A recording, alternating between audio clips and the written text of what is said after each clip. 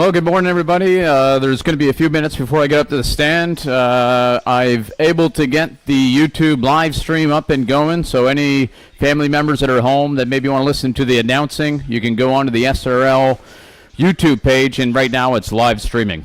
But I'll be up to the tower in a second.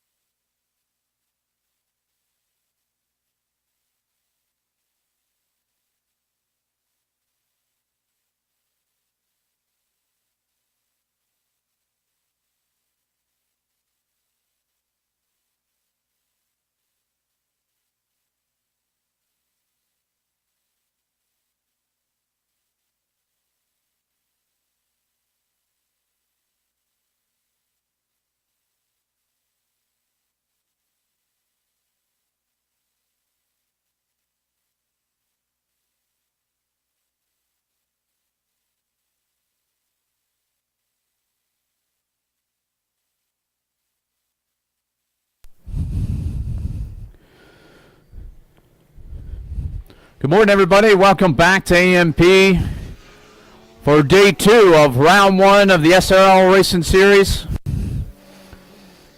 A couple bikes here that are on track for the first qualifying session this morning.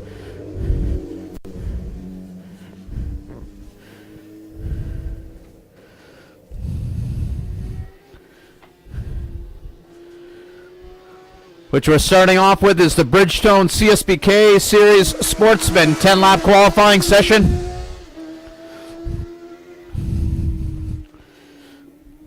Starting off, the lap times coming in as Blaise Fougere as the provisional pole with a minute 18.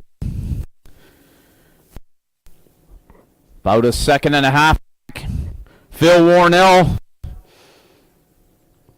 And 3/10 of a second back, Chris McRae.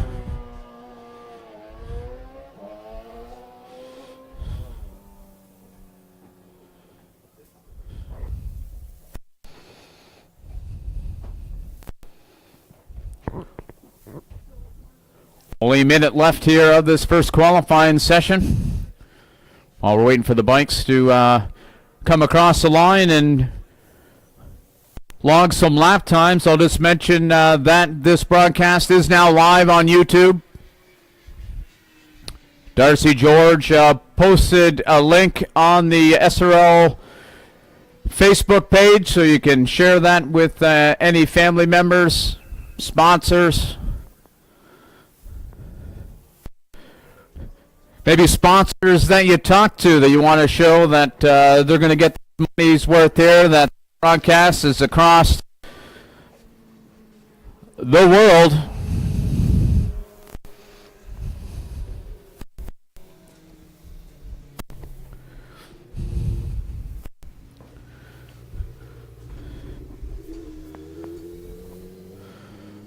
Phil Warnell now making his way into pit lane, followed by Blaise Fougere. So now no bikes are. Checkered flag was coming out, so that's the end of this first qualifying session, which was the Bridgestone CSBK Sportsman 10-lap qualifying session.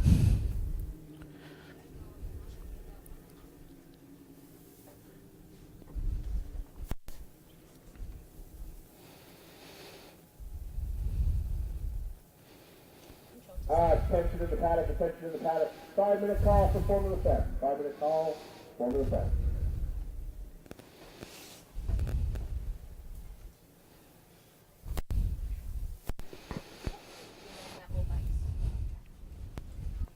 As you just heard, the next qualifying session is the Formula FM, sponsored by Stephanie Napier.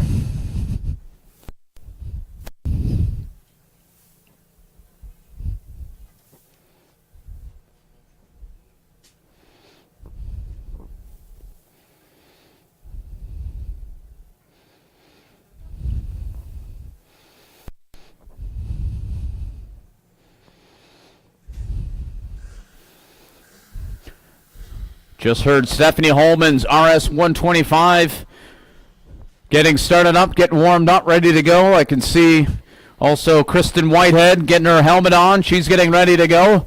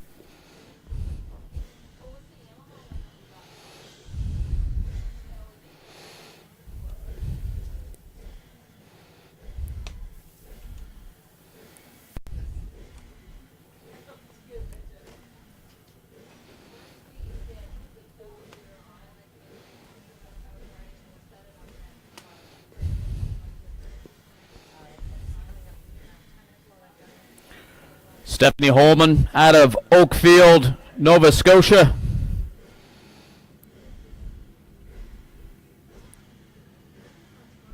Sponsored by GNS Equipment Rentals, Pro Cycle, and Burnside Brewing Company.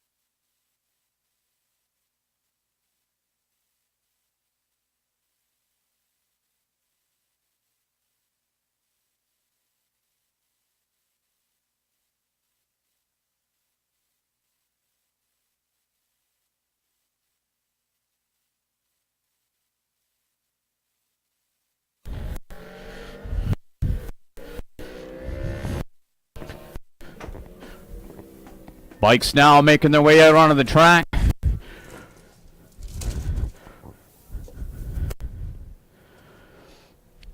For the Stephanie Napier RMT Formula FM 10-minute qualifying session.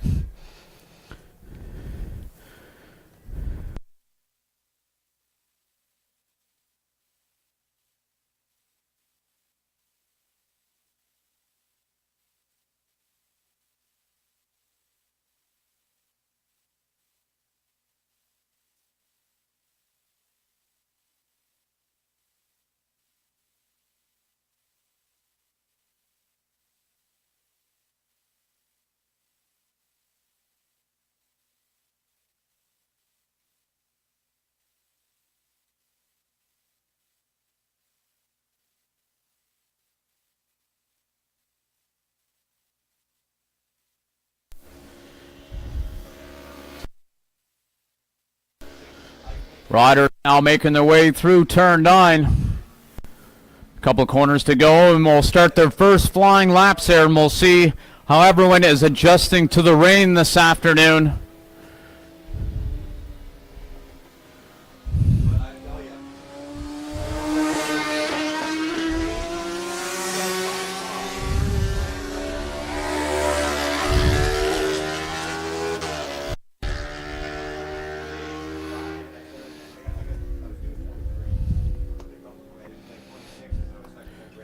Some of you may be wondering who Stephanie Napier is. She is a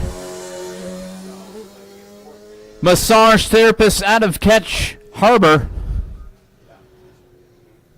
knows a few of the racers here and gracefully sponsored this class. So if you're in from that area, the Ketch Harbor area, feel free to stop in, get a hold of Stephanie.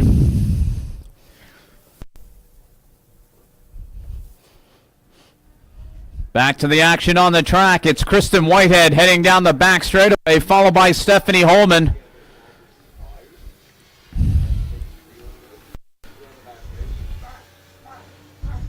I must say I'm quite excited to see these two riders out on the track. The horsepower of this is the corner speed of the RS 125 makes racing out here, folks.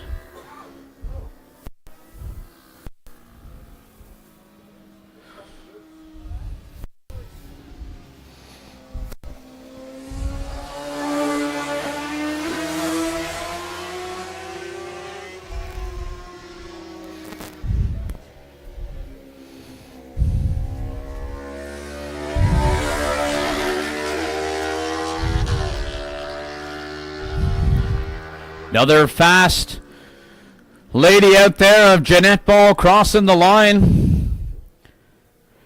First lap times in, sees Stephanie Holman, minute 28, followed by Kristen Whitehead, a minute 29. With Jeanette Ball 5 seconds back. This is the first of the laps coming out, and these ladies need to get adjusted to the track compared to yesterday. Newer rider crossing the line, Marina Taylor. Great to see new competitors coming out here to AMP racing the SRL series.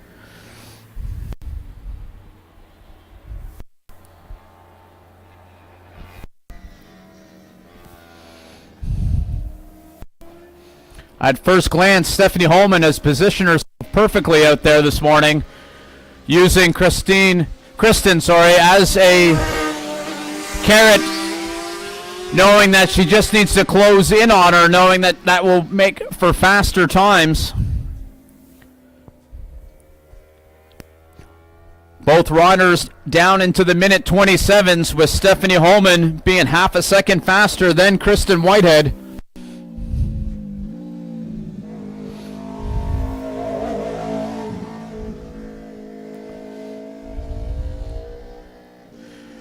Jeanette Ball making her way down pit lane, pulling into her spot. Looks like she's happy with posting a lap time out there this morning, saving herself for the race this afternoon.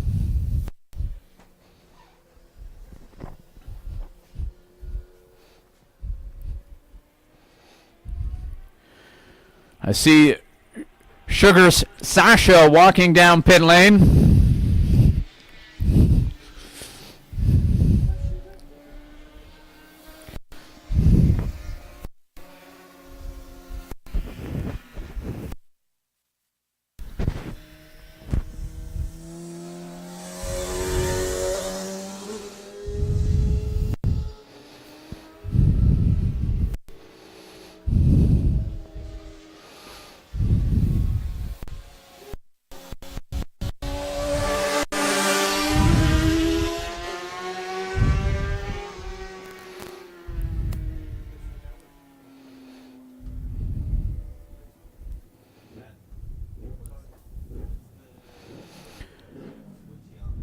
As Kristen and Stephanie cross the line, it is still Stephanie holding the provisional pole by half a second over Kristen Whitehead.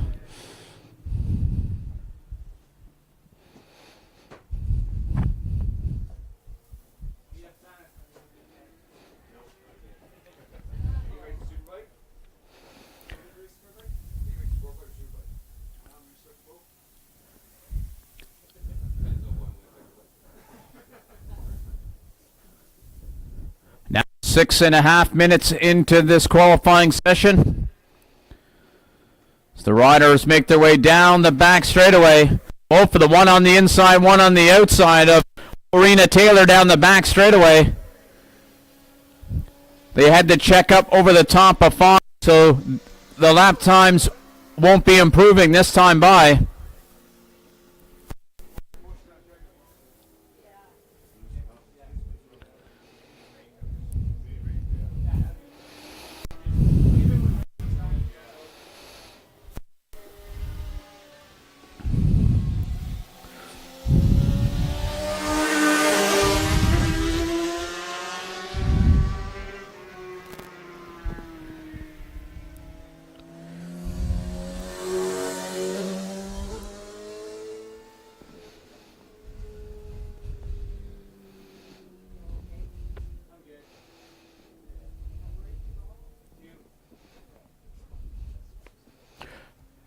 Now 2 minutes remaining.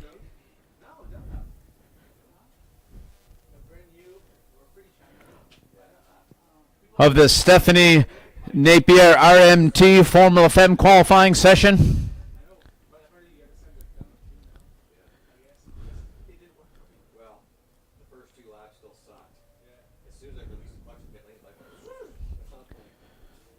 Rodgers heading down the back straightaway. They should have enough time to get across the line before the checkered flag, so they'll have this lap and one more. As Stephanie Holman closes in on the back of Kristen Whitehead. Through 7, up 8. Looks like she was thinking of an inside move here into 9. Maybe just a little practice for the race this afternoon. But she got loose coming out of 9, now back about 4 or 5 bike lengths. So they head on to the front straightaway.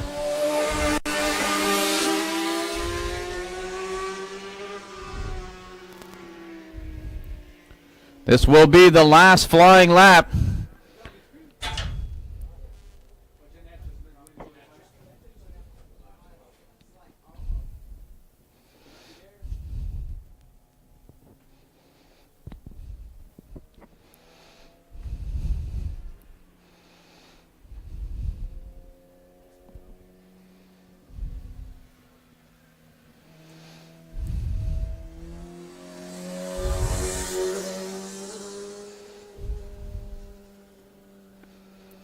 Stephanie Holman trying to stay right on the back of Kristen Whitehead.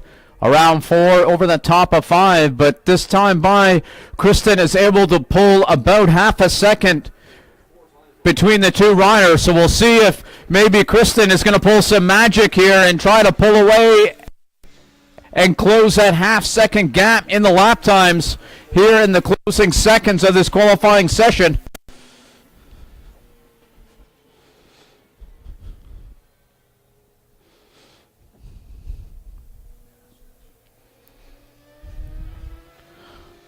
Rodgers now making their way through turn 10.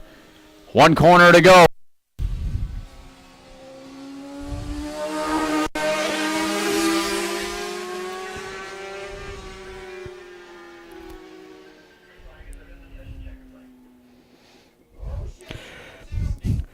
Kristen Whitehead at the line, 6 hundredths of a second faster than Stephanie Holman. She definitely left to the last minute. She started to pull away from her right from corner 2 across the track. Stephanie Holman trying to stay with her, but it is Kristen Whitehead playing the chess move, waiting to the last lap. Attention in the paddock. Attention in the paddock. 5-minute call for Thunder qualifying. 5-minute call. Thunder qualifying. Waiting for the last lap to pull off some magic here, with Kristen Whitehead taking pole, followed by Stephanie Holman and Jeanette Ball in third.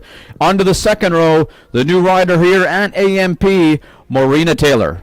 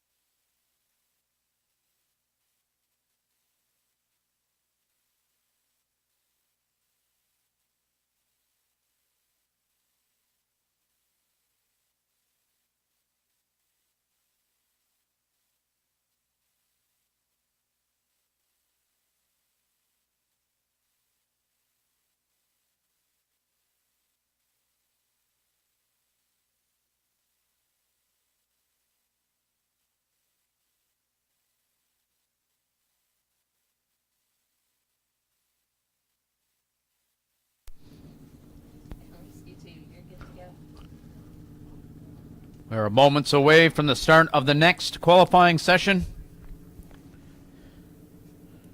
which is the THB Safety Consultants Lightweight Thunder 10-minute qualifying session.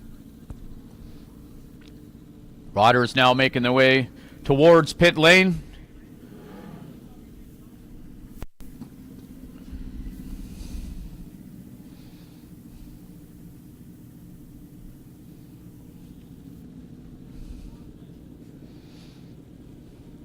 This tends to be one of the bigger fields here each weekend, which you can see 20 plus riders entering this class.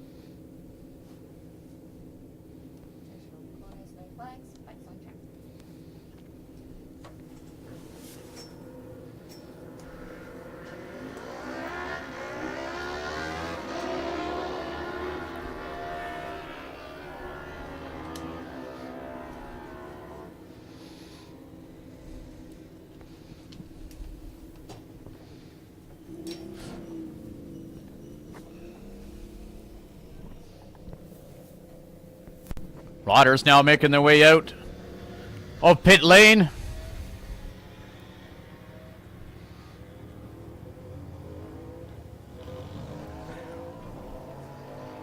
Looking at Speed Hive, it is showing 18 riders registered for this class.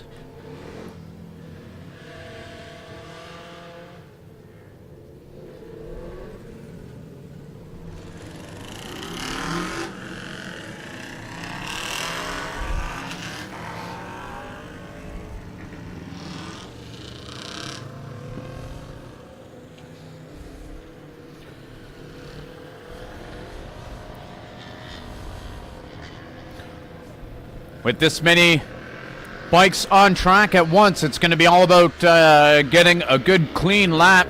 So it's all about track position there this morning.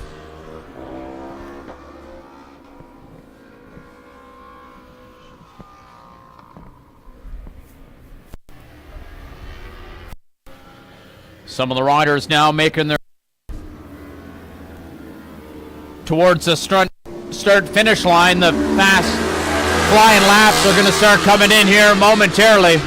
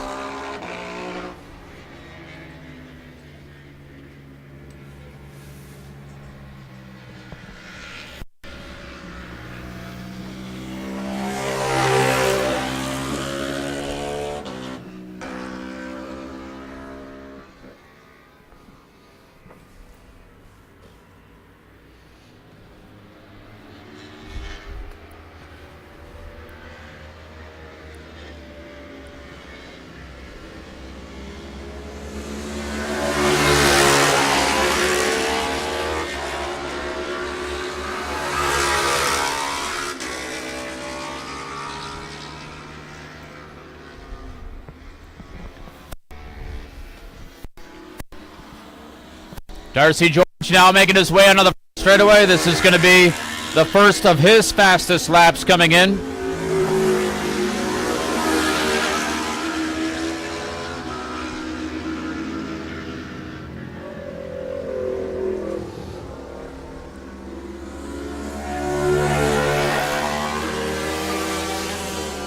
Darcy setting the benchmark of 1:25.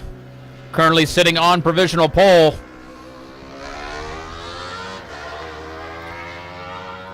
Mentioned earlier about the track position. Looked like Jonathan Anderson wanted some clean track, so what the riders will do is drive right down through pit lane and then go right back out on the track to try to give themselves a gap between the riders.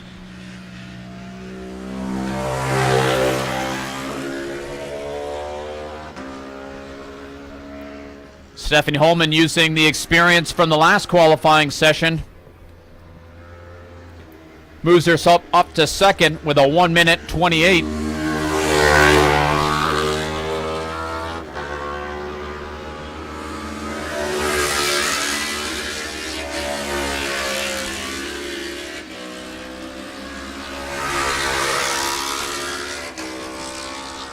Mark Goodwin bumps Darcy George off the provisional pole with a 1:23.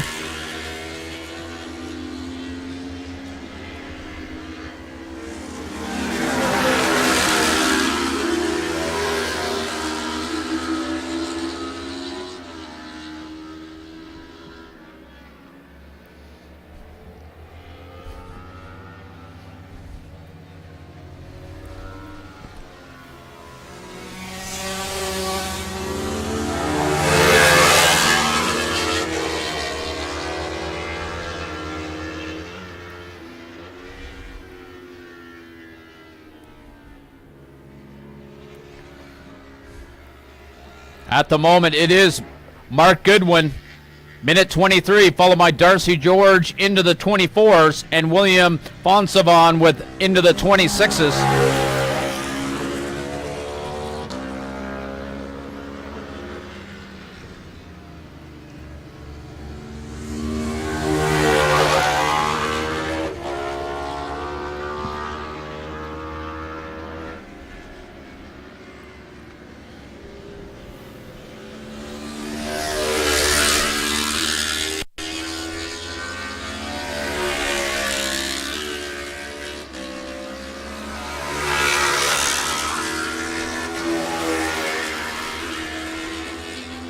At the moment, it is ideal conditions for these rain tires.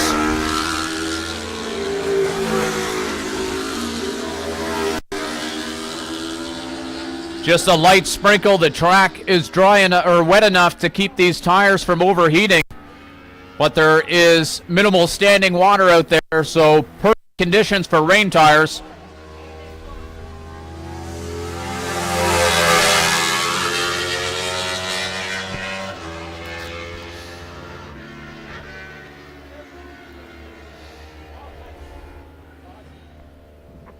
Looks like Jonathan Anderson was using Stephanie Holman as a carrot. Crossing the line, bumps himself up to fourth in the standings with a 1:26.4.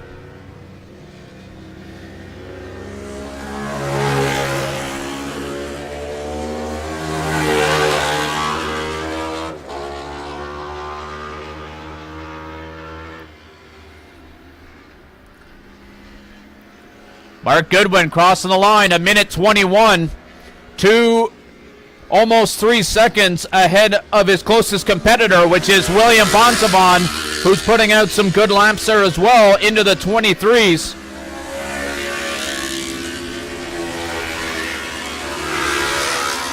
Darcy George going to cross the line here, currently sitting in third. We'll see if he is able to better his lap time. He was, but not enough to move up into second place. He's going to have to find almost a second if he's going to want to bump William off that second place position.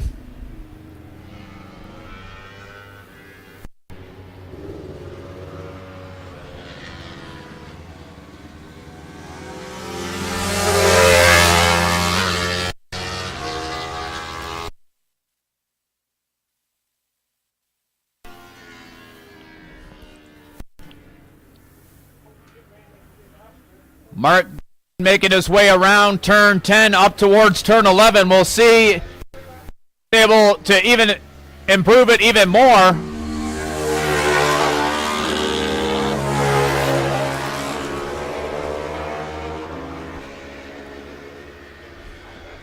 into the 21s, but not quicker than his time already set of almost 21 flat.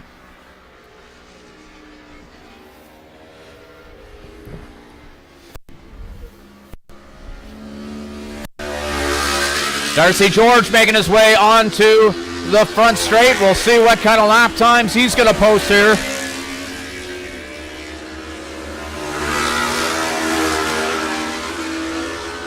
Darcy George found that time he needed, moving himself up to second place with a 1:23.5. Now 0.3 of a second ahead of William Fonsavon.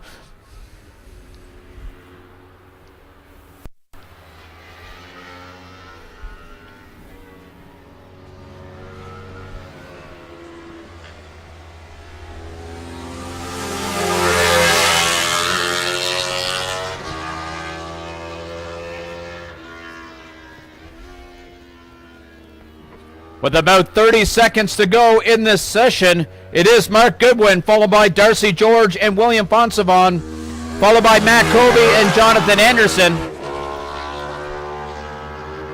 Stephanie Holman in 6th, Scott Conley in 7th, followed by Scott Campbell, Jason Rideout, and Dwayne Finley.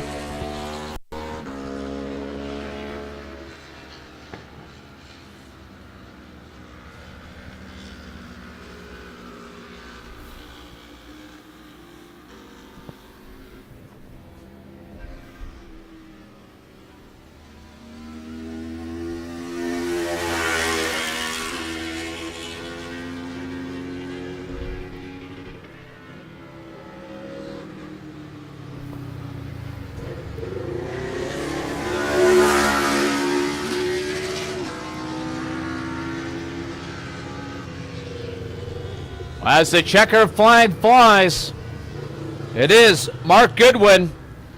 Last lap getting down to the minute 20s, taking the pole position. Darcy George able to find some time on the last lap, down to the low 1:23s. Taking second, William Fonsavon. 5-minute call for catch 22. 5-minute call for catch 22.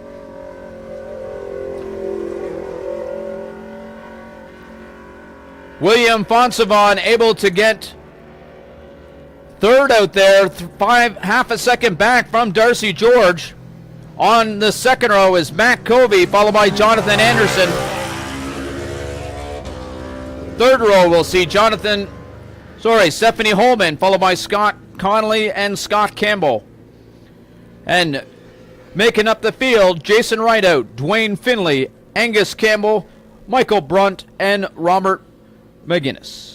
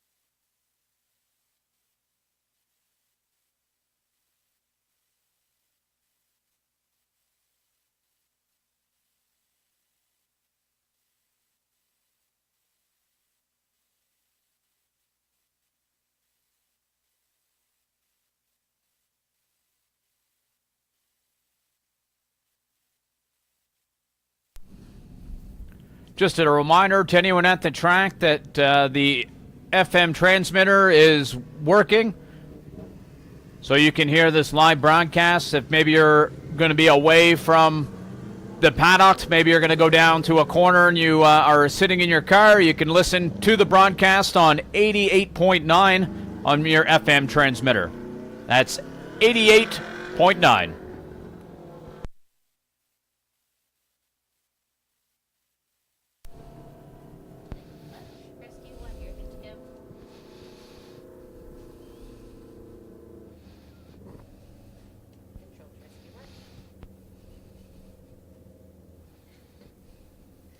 Control to rescue 2, you're good to go.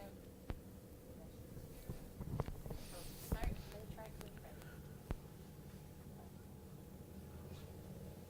Riders are now on pit lane, ready for the next race, which is the Nova Drilling Catch 22 7-lap race. Yesterday's race seemed for an exciting battle between the 53 of Jim Marlowe and the 20 of Jeanette Ball.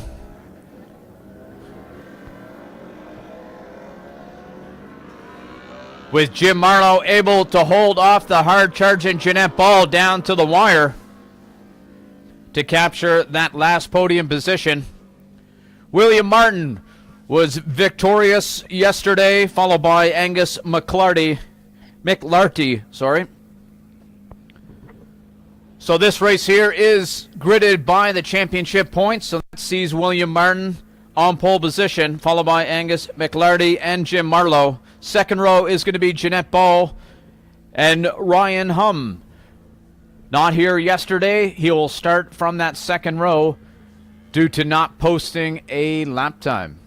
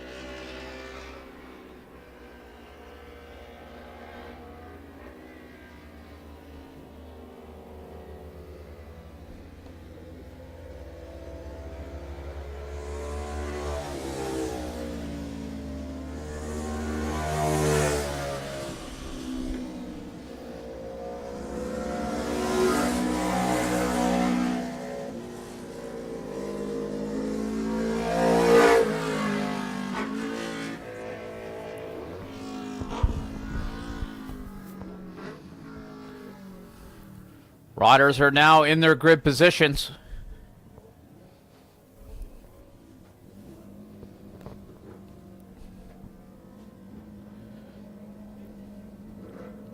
Now in the starter's orders.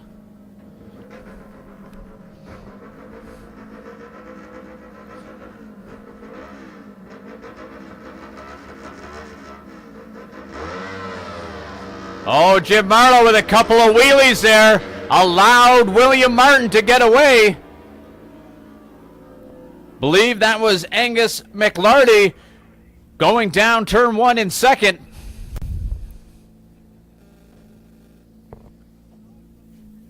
It is William Martin followed by Angus McLarty. Jim Marlowe in third, followed by Jeanette Ball and Ryan Hum.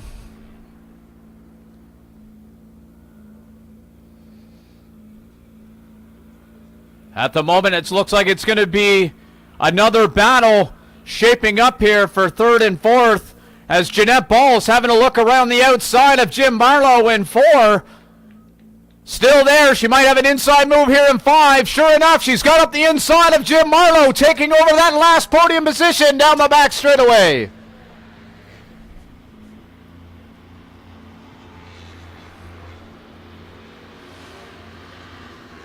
Riders now tipping into turn 7. Only a couple of bike lengths separate Jeanette Ball, Jim Marlowe, and Ryan Hum.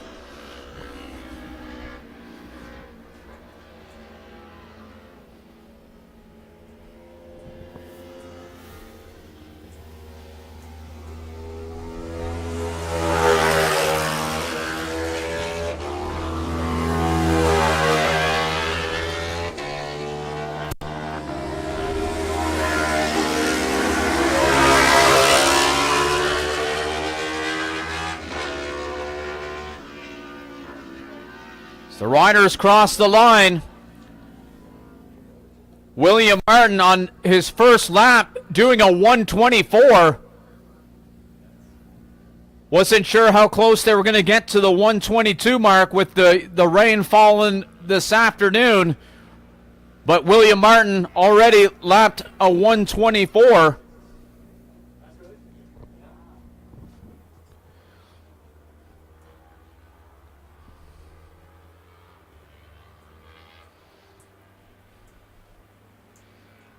Across the line, William Martin had around 4.5 seconds. Looks like he's stretched that some more as he tips off the back straightaway. Heads up towards turn 8. Angus McLarty has about 5 seconds as well. So the battle again is going to be between Jeanette Ball and Jim Marlowe. But Ryan Hum has decided to join this party this afternoon and himself is only around half a second back in 5th.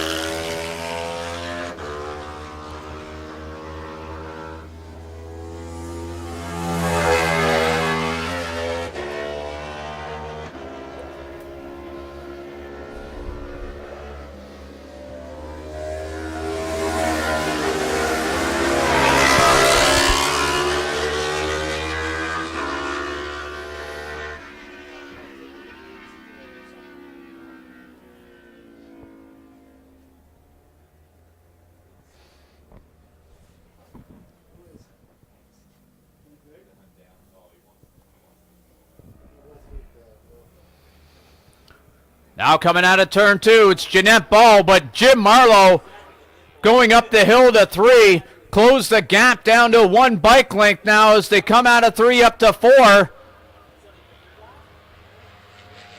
Jim Marlowe looking for a repeat of yesterday's finish where he just edged out Jeanette Ball across the line. Jeanette Ball is looking to change the story this afternoon as she heads over the top of 5 down the back straightaway, holding off Jim Marlowe at the moment. But when they cross the line, there's still going to be 4 laps to go. Lots of action left here in this Nova Drilling Catch-22 race. Jim Marlowe looking for an inside move here into turn 9. Jim Marlowe letting off the brakes, has taken over that 3rd place position. Seizing an opportunity where maybe Jeanette Ball was being a little timid into turn 9. Now onto the front straightaway, it is Jim Marlowe. Followed by Jeanette Ball and Ryan Hum.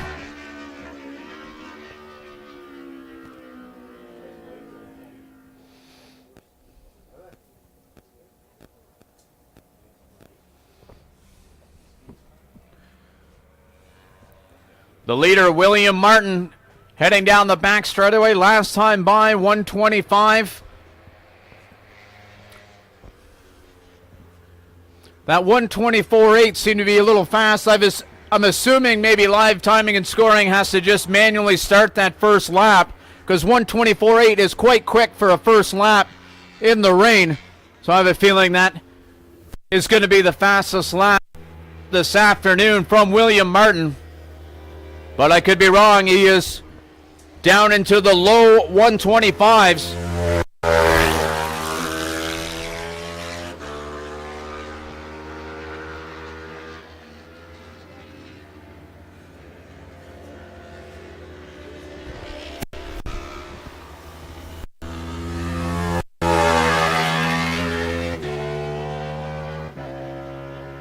Jim Marlowe starting to open up this gap over Jeanette Ball as he makes his way through turn 10. Now opened up to about a second. Ryan Hum is trying to get onto the back wheel of Jeanette Ball as they make their way down the front straightaway.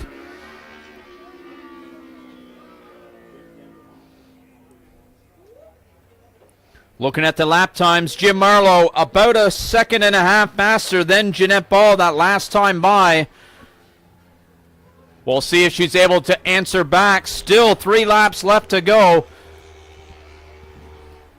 I wouldn't say there's lots of time, but there is time for Jeanette Ball to find that rear wheel again of Jim Marlowe. As now they make their way through turn 4.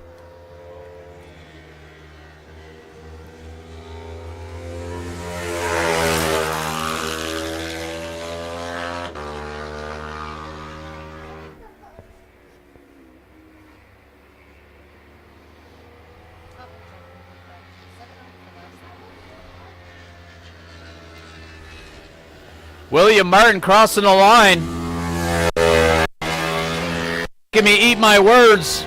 Faster than that first lap, down into the 24s again with a 24.7.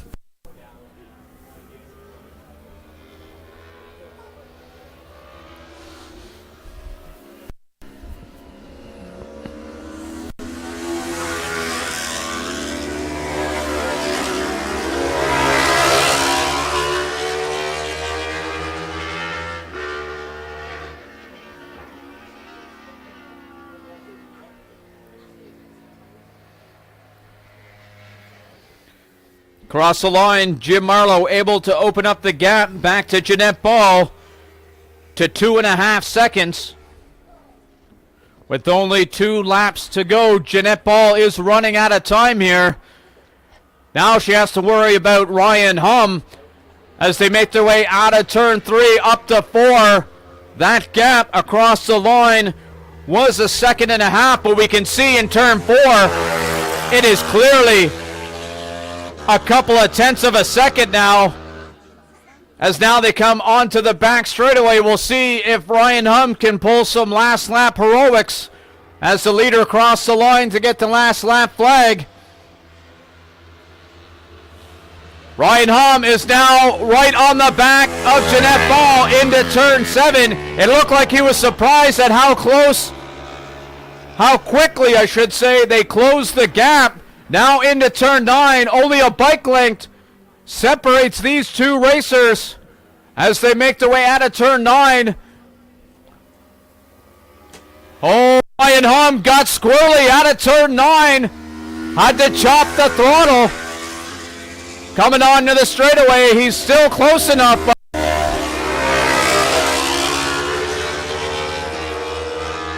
We'll see what happens here on the last lap.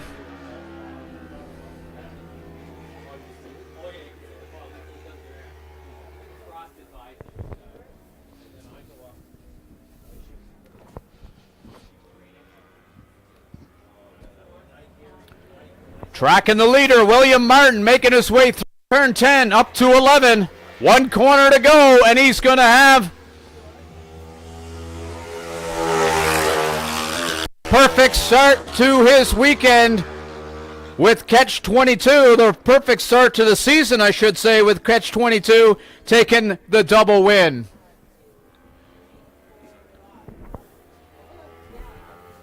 That battle between Jeanette Ball and Ryan Hum is now heading down the back straightaway. Jeanette Ball able to open up the gap to a second. As the second place rider, Angus McLarty, crosses the line. That's 2 seconds for Angus this weekend. This battle now, it was a second heading down the back straightaway, but coming out of turn 9,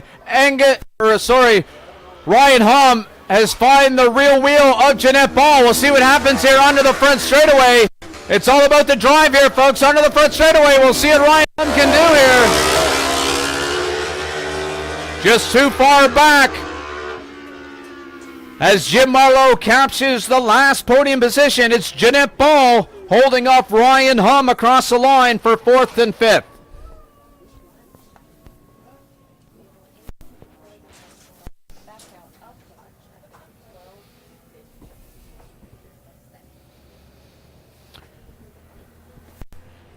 And with the conclusion of that race, that brings us into our lunch this morning, or today. That will be a 1-hour lunch, and we'll get back on the go this afternoon with the first race being the Asylum Racing Vintage Open 8-lap race.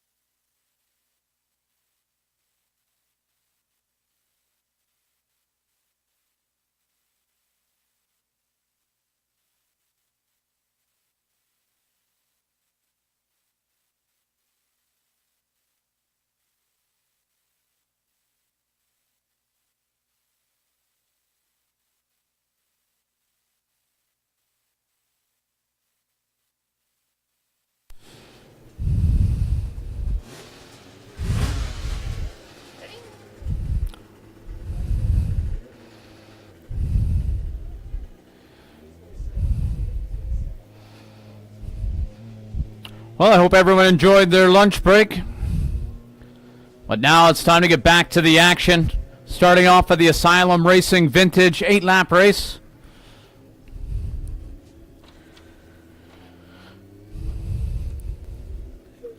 The grid for the Asylum Racing Vintage Open was sent from the qualifying session yesterday, which seen the rider number 80, hailing out of Dartmouth, Nova Scotia. Sponsored by RPM Cycle, Darren Marshall and Pirelli. On board is a superbike machinery from decades past, Mr. Blaise Fougere. To his left is going to see rider number 258 out of Jordan Bay on a 1982 RD350. Sponsored by Kathleen Coburn. Jonathan Head. Rider out of Parlsboro.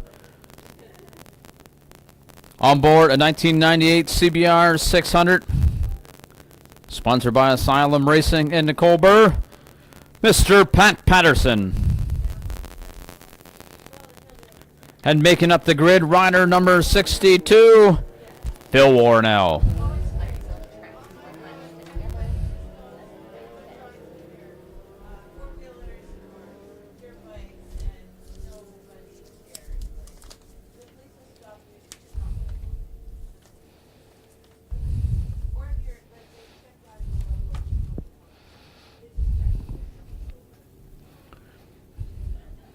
Bike's now out on track. These lap times were set in the dry, so we'll see what runs to the wet conditions this afternoon.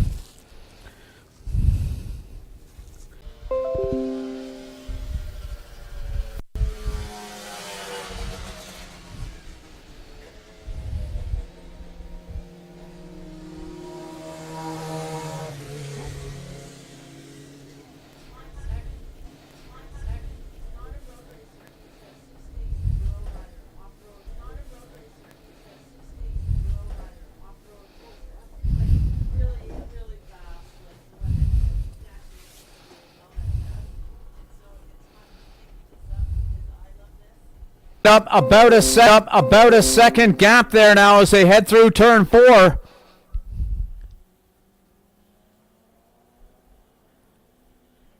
Now heading on to the back straightaway. Blaise Fougere and Phil Warnell checking out from the 3rd and 4th place riders.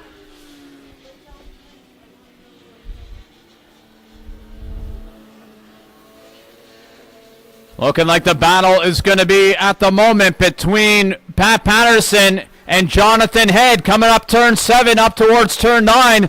Jonathan Head tracking down Pat Patterson into turn 9. Couple of bike lengths separate the riders now for the podium position.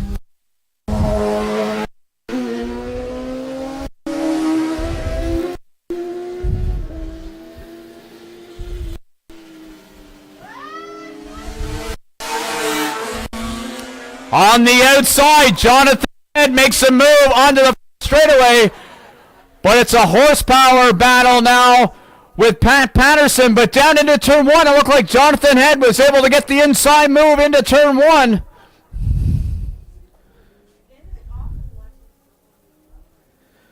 It is Jonathan Head holding off Pat Patterson now as they make their way to turn 3. We'll see if Pat Patterson is able to answer back here.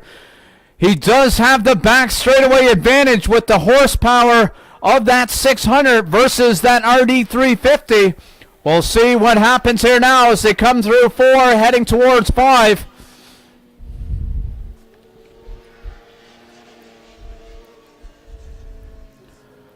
Now onto the back straightaway. Pat Patterson closing in on Jonathan Head. And has made the inside move into turn 7. Has taken over 3rd place again from Jonathan Head. Runs a little wide. Jonathan Head coming back on the outside of turn 8. We'll see if Pat Patterson decides an inside move into 9. He's just not close enough.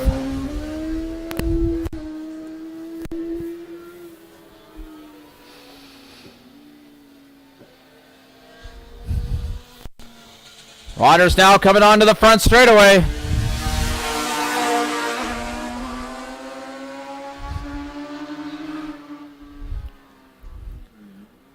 Pat Patterson able to close up the gap along the front straightaway. We'll see what happens here down in the hard braking in towards turn 2. It is Jonathan Head, 3-4 bike lengths ahead of Pat Patterson. Now making their way through 3.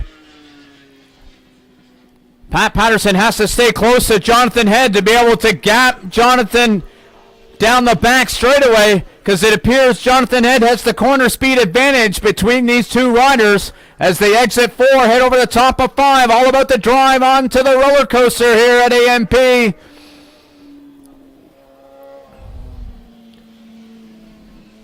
Pat Patterson again making the move up the inside into turn 7. We'll see if he's able to hold off Jonathan Head as they come to turn 9. Pat's able to hold him off this time by a bike length ahead for this 3rd place position.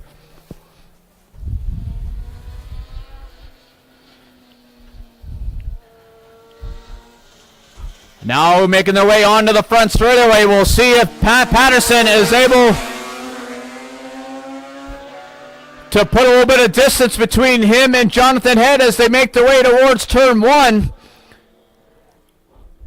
From here it looked like about 4 bike lengths. Down 1 heading towards 2.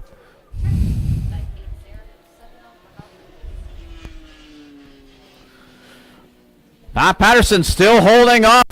Charging Jonathan Head as they head towards 3. Now Jonathan Head is going to have to get around Pat Patterson before the back straightaway to be able to give him an opportunity to pass into turn 9. But he's just too far back as they come over the top of 5. As the leader, Blaise Fougere, across the line, getting the halfway marker.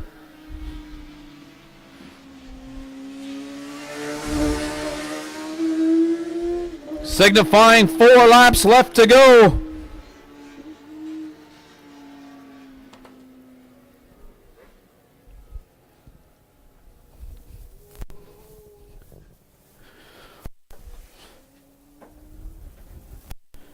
You can always tell there's some excitement on the track when you're up in the...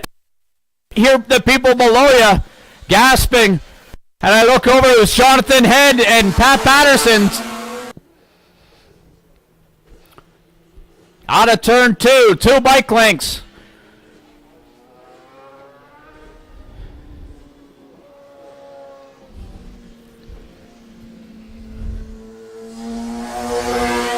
Still 3.5 laps to go for this battle.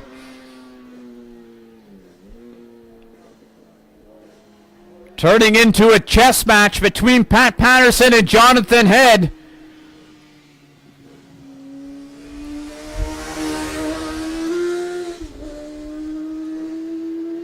Heading down the back straightaway, opened up to about 6-7 bike lengths. But Jonathan Head closes up as he's come up 7, up to 8. Just too far back to make a move into 9. But when he has to get closer to Pat Patterson this next time by if he's going to want to move on the inside of 9. Looks like he's trying an inside move here. Almost coming together in between 10 and 11.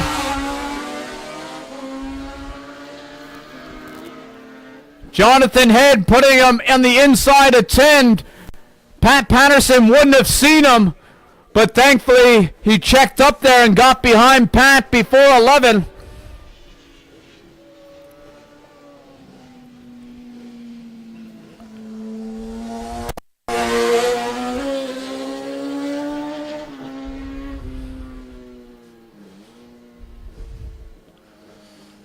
Jonathan Head not letting Pat Patterson get away as they make their way through turn 4.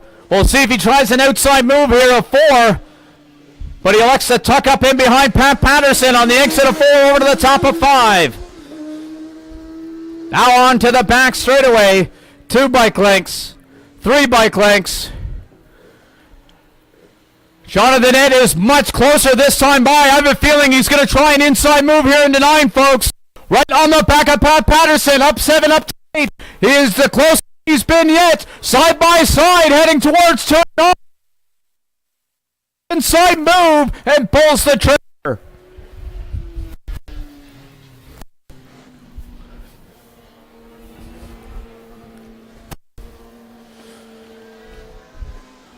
Battle now coming on to the front straightaway.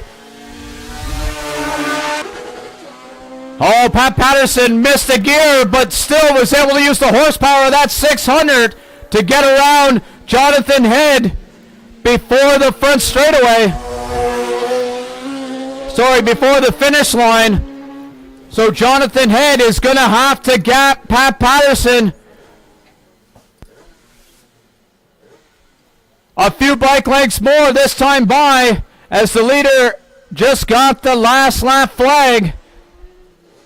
That means we got a lap and a half for this battle to work itself out, as it's now coming into turn 4.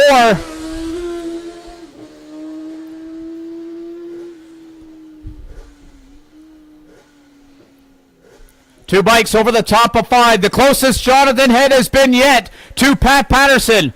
Down the back straightaway. 5 bike lengths, maybe 6. Coming into 7. 4 bike lengths. 3 bike lengths. Make that 2. Jonathan Head is going to move on the inside of Pat Patterson.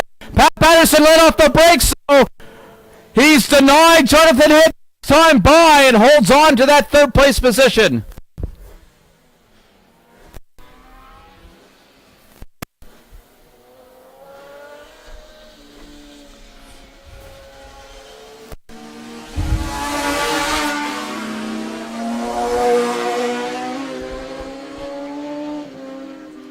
As I was tracking that battle, Blaise Fougere is this afternoon's Asylum Racing Vintage Open winner.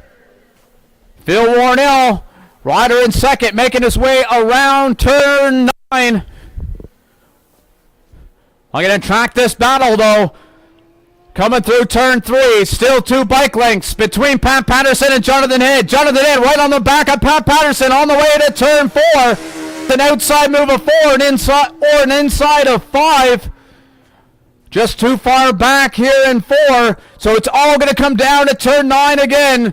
3-4 laps in a row. It's all come down to the drive down to the back straight, leading towards turn 9. Right now, 5 bike lengths separates these 2 riders. Again, 4 bike lengths. Jonathan Head is just too far back this time, though, so the only move of turn 10 or an inside move of turn 11.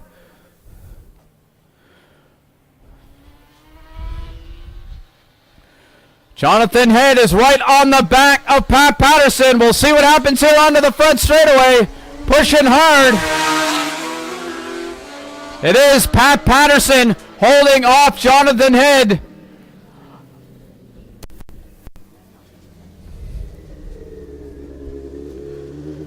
Great battle. Going to be some ear-to-ear grinning between those 2 riders. Riders like to finish on the podium when they got the opportunity, but it's all about the battle out there, folks. They're going to be happy with that race this afternoon.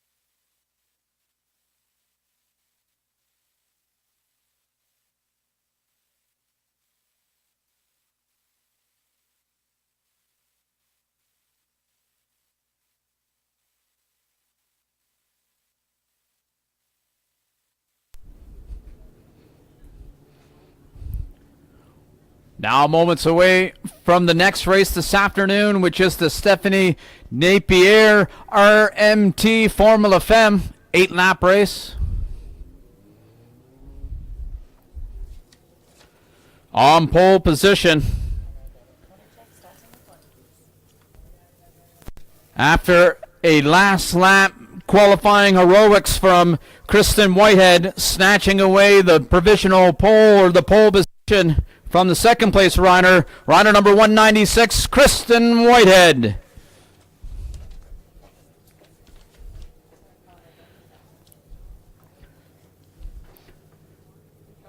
Only 6/100ths of a second back. On board the Honda RS 125 out of Oakfield, Nova Scotia. Sponsored by GNS Equipment Rentals, Pro Cycle, and Burnside Brewing Company. Stephanie Holman. All makes sense now. You're good to go. Making up the front row. Rider number 20. On board a 2015 Yamaha R3 out of Chesapeake, Nova Scotia. Sponsored by Porter's Lake Pub, Jeanette Ball.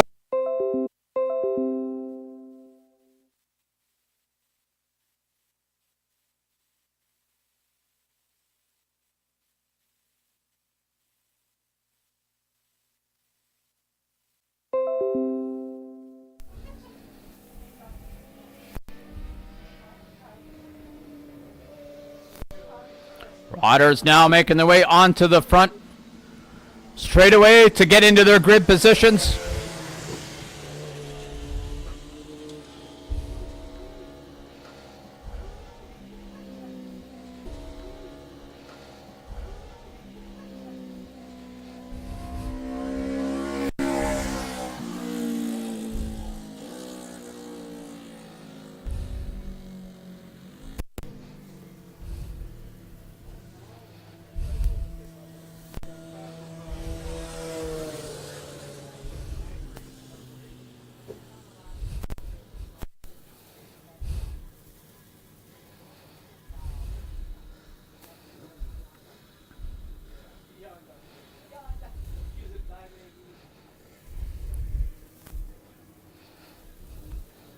Riders now in the starters' orders.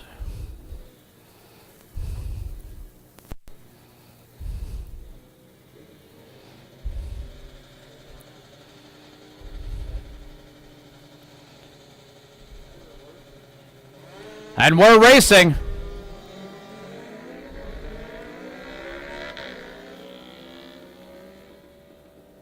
Down into one, it's Kristen Whitehead, followed by Stephanie Holman, then Jeanette Ball.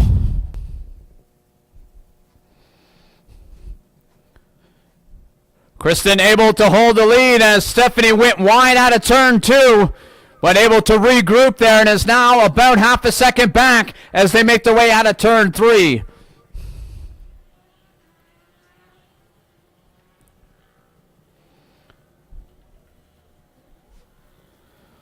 Jeanette Ball in third, followed by Marina Taylor.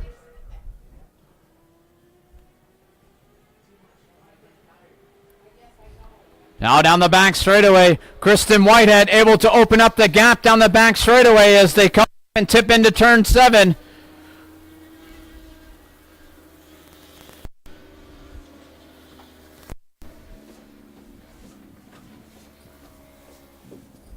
Through turn 9, Stephanie was able to close a little bit there on Kristen through 9, but not enough to make a noticeable difference. As now coming on to the front straightaway, it is Kristen Whitehead.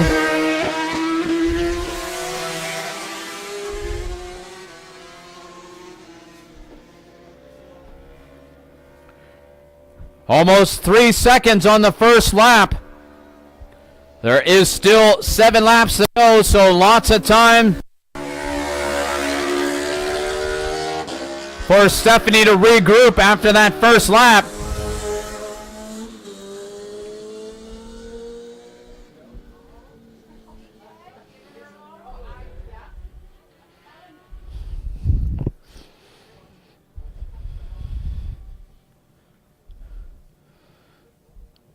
Leader now coming out of 4 over the top of 5. Looks like she's continuing to stretch this lead over second place Stephanie Holman.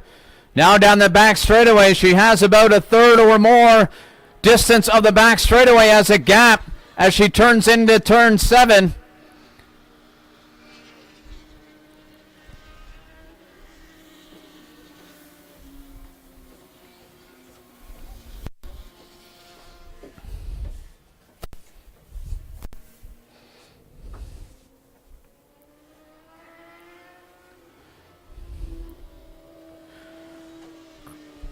Kristen Whitehead going on to the front straight. Holman is going through turn 10. So this gap is definitely starting to increase.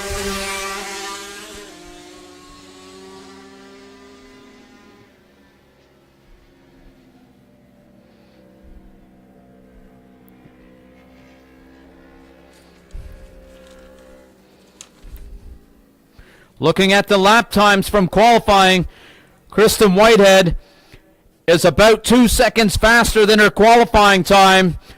So that's what's making up the difference here as Stephanie Holman is running around the qualifying time. So over the lunch break, it looks like Kristen Whitehead was able to find a little bit more juice out there this afternoon.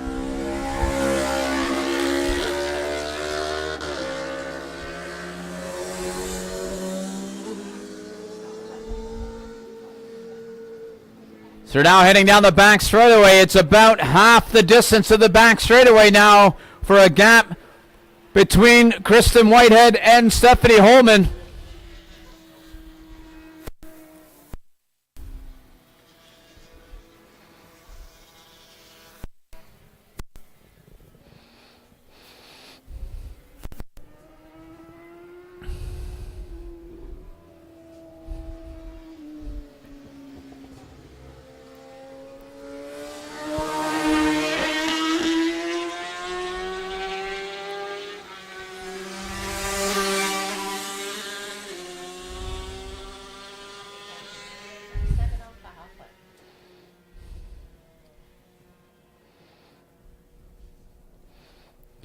Kristen back into the 26s, but still a second faster than the second place rider.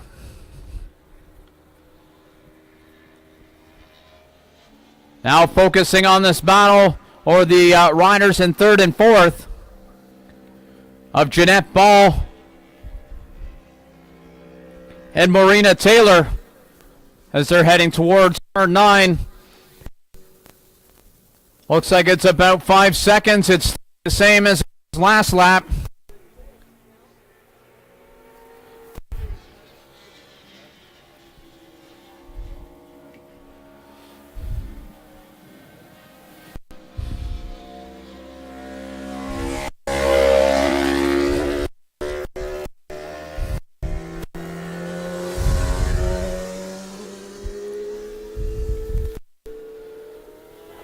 See a little bit of brightness coming from turn 9 area in the sky.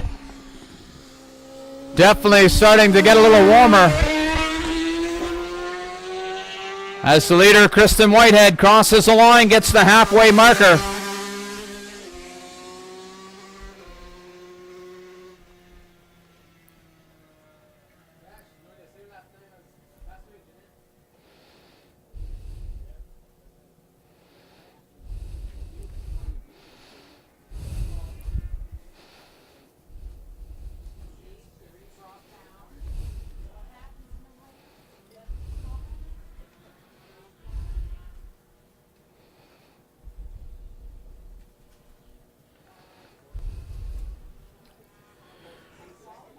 Kristen Whitehead now coming onto the back straightaway.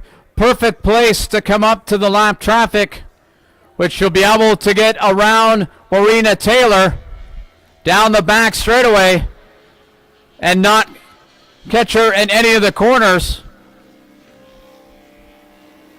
She now makes her way up towards turn 9. A couple of bike lengths back from Jeanette Ball. So we'll see where she elects to get around Jeanette Ball. She's thinking about outside of turn 10 here. Safe feel around That ball on the outside of turn 10, coming onto the front straightaway now.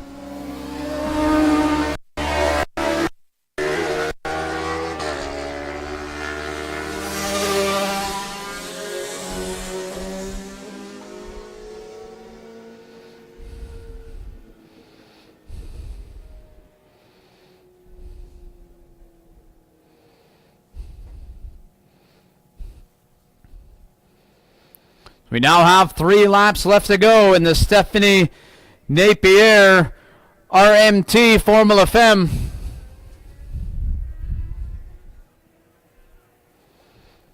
.3 seconds the gap across the line.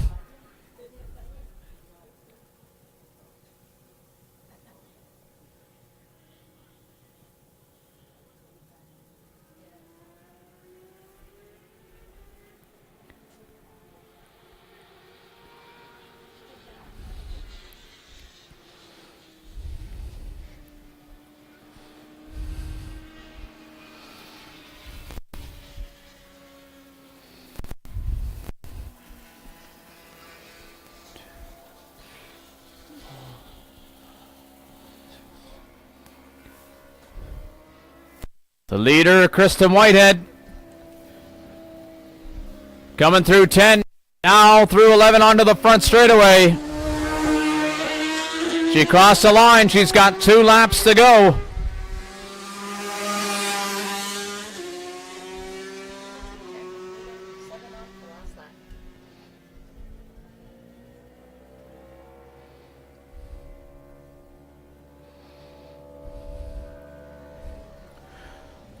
Last time by, Stephanie Holman able to find her fastest lap of the race. Able to get into the 126s.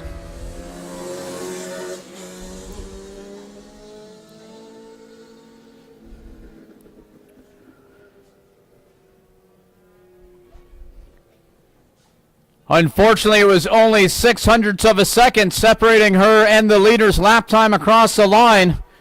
And now with a lap and a half left to go as they head down the back straightaway, she's going to have to find some more time out there, getting down potentially to the 24s.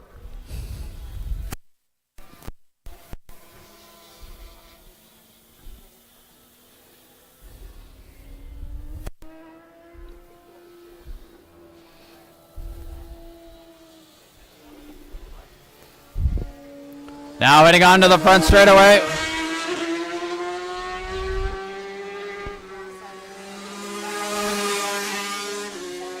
Kristen Whitehead getting the last lap flag.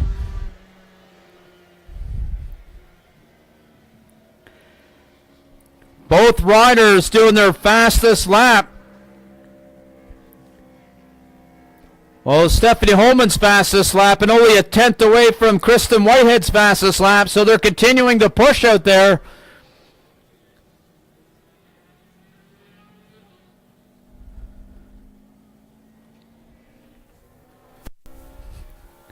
Third place rider Jeanette Ball making her way around turn 2 towards 11.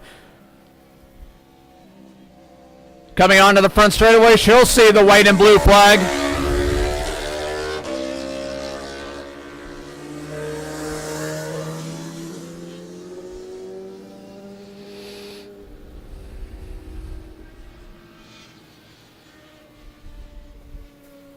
Tracking the leader through turn 9. 2 corners to go for Kristen Whitehead.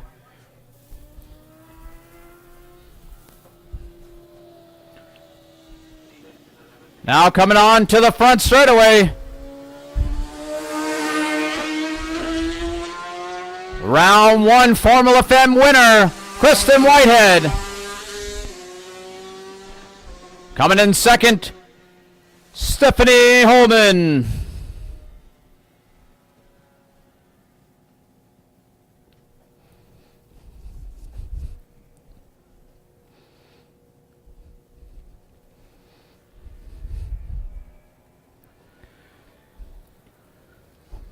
Looking at the lap times. of Marina Taylor. She put in her fastest lap last time by, which was a second faster than Jeanette Ball, as they make their way off the back straightaway.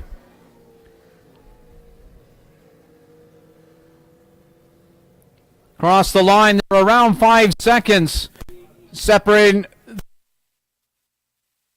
So great to see Marina continuing to push out there, pushing her lap times down to the last lap, as now Jeanette Ball making her way onto the front straightaway.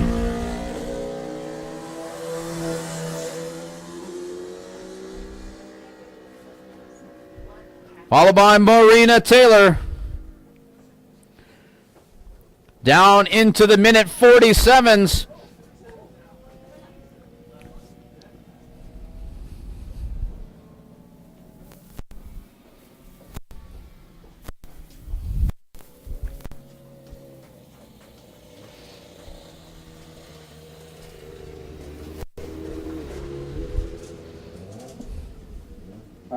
Attention in the paddock, attention in the paddock. 5-minute call for amateur lightweight 400 and expert lightweight 400. 5-minute call for lightweight 400.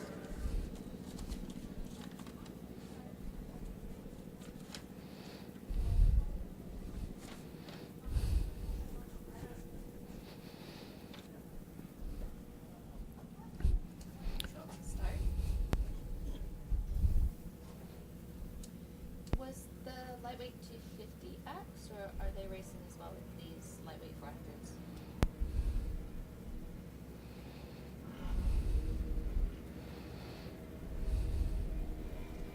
Copy that, thank you.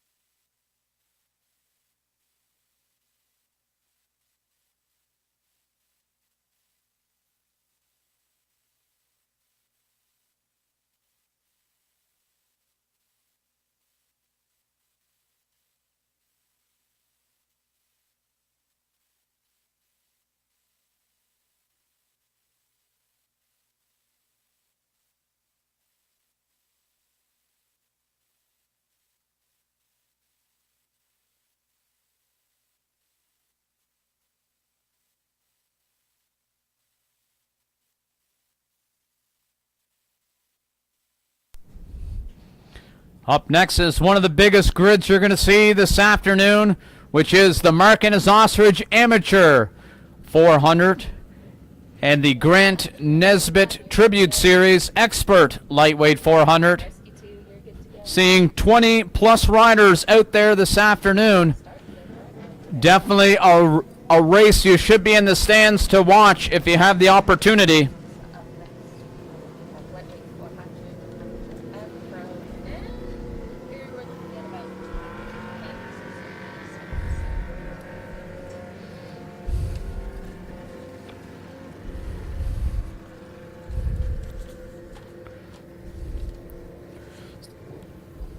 As the riders make their way down pit lane, I'll introduce the grid for this race, which is going to see Gary McKinnon on pole position based on points. Gary McKinnon has elected to keep his machinery in the paddock, knowing that he has CSBK in only 10 days. So that number 1 spot will be vacant. To his left is the 34 of Mark Goodwin, hailing out of Halifax, Nova Scotia, sponsored by Rally Motoplex and Flexi Glass Bodywork. Making up the front row, the 66 of Matt Kobe. The second row sees rider number 78, Jason Rideout. To his left would have been the 14 of Greg Murray, but he is no longer here at the premise. Took off this morning. On to the third row is the 24 of Darcy George out of Dartmouth, Nova Scotia, sponsored by Miller Time Racing. To his left, the 97 of Dwayne Finley out of Halifax, Nova Scotia, sponsored by HFX Motorsports. And making up the expert class, the 111 of Jonathan Anderson out of Inverness, Cape Breton, sponsored by Nova Drilling. For the amateurs, sees rider number 177, Kathleen Coburn out of Jordan Bay, on board a Kawasaki 2019 Z4, sponsored by the world-renowned Bedeck facility.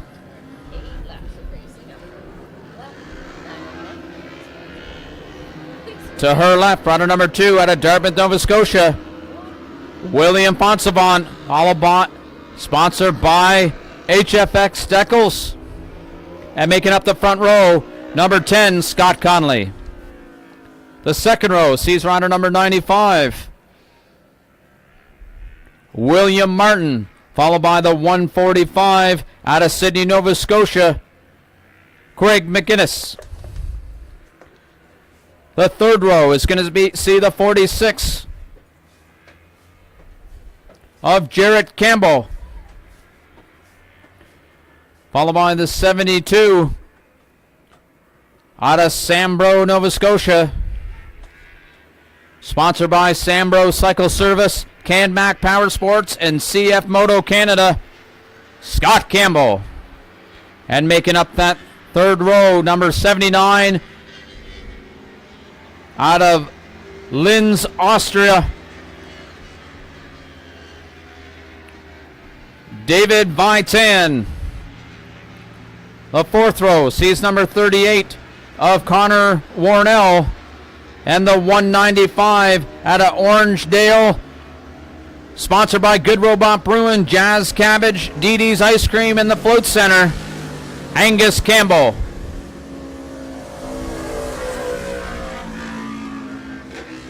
The fifth row sees the 295 out of Bedeck, Nova Scotia, sponsored by Nova Drilling, Angus McClarty.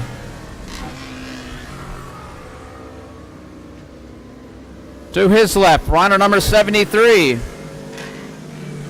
also sponsored by Nova Drilling, Robert McGuinness. Making up the fifth row, rider number 53, out of Lake Echo, Jim Marlowe.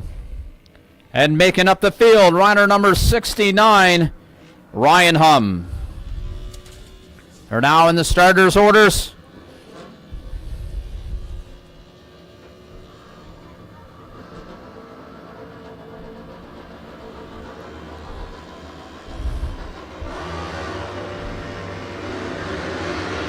And we're racing.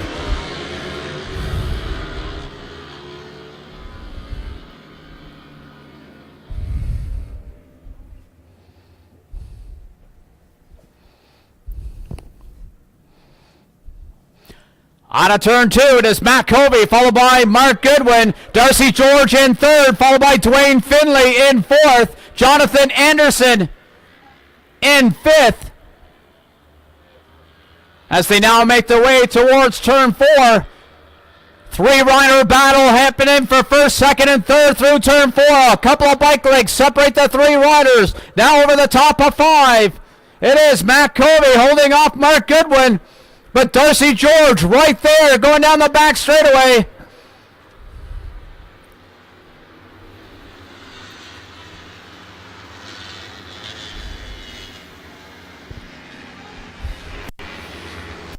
Riders now head towards turn 9. Darcy George thinking about an inside move on Mark Goodwin. Just not close enough to pull off the move. So it is Matt Covey followed by Mark Goodwin. Darcy George right there through turn 10 up to 11.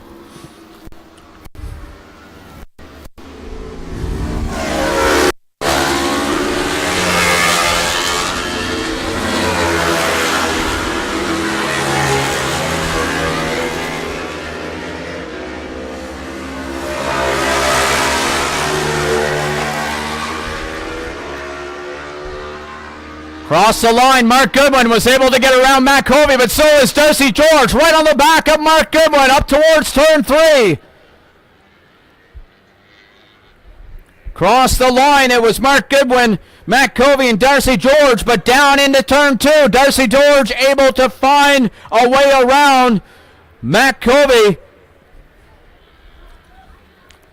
Dwayne Finley there, back and forth. We'll see if he's able to track down Matt Covey for that last podium position. For the amateurs, it is Greg McGinnis followed by Scott Conley and William Martin. Across the line, only 0.2 of a second separate those three riders.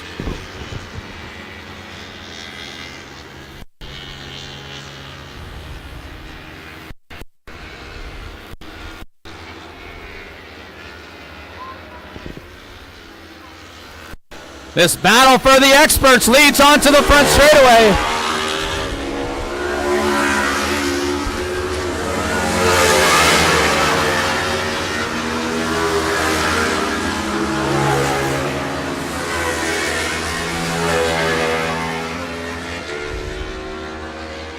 Mark Goodwin and Darcy George. A bike length separates them as they come out of turn 2.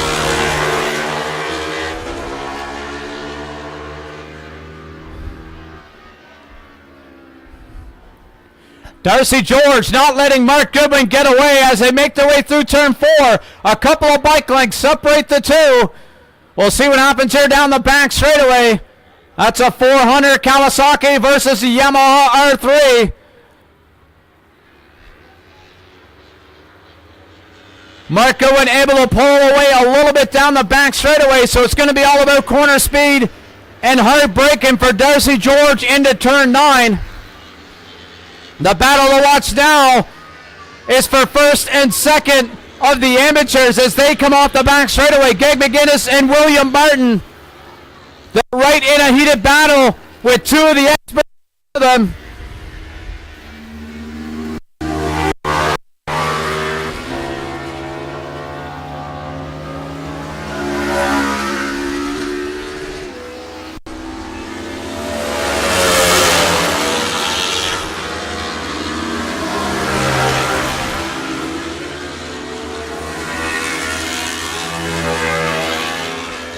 Greg McGinnis across the line, able to put Jonathan Anderson in between him and William Martin. William Martin's going to have to quickly find a way around Jonathan Anderson and not allow Greg McGinnis to check out here. As Greg McGinnis now goes on the outside of Dwayne Finley in turn 4. He continues to ride the outside. Is he able to hold on to it? He is as he goes up the inside of 5. Greg McGinnis now has 2 bikes between him and his close competitor, William Martin, as he goes down the back straightaway.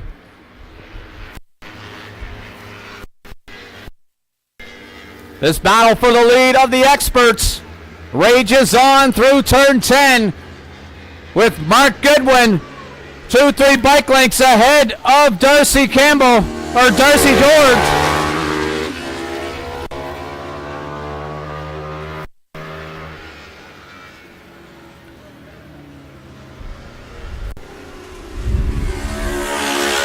Oh, looks like Matt Covey has run into some issues here on the front straightaway. He's got his hands up.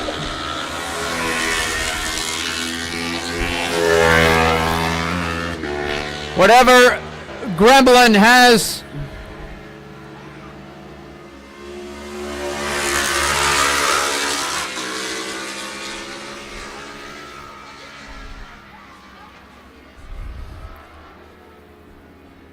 Matt Covey had a gremlin during qualifying. Looks like it's come back again as he's now pushing his bike behind the wall.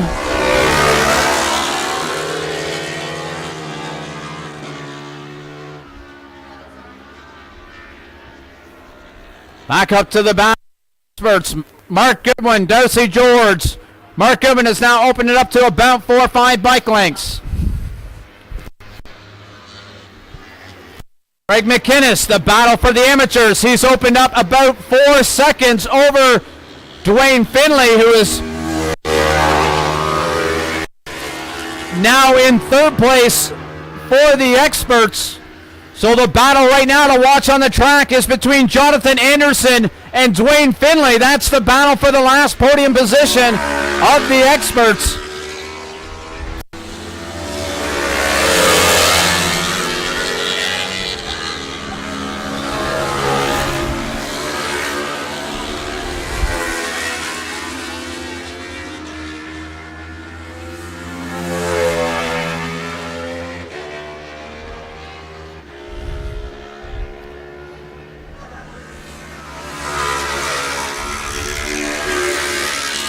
Scott Conley and Scott Campbell are in a heated battle themselves. That's the last podium for the amateurs as they're going through turn 3.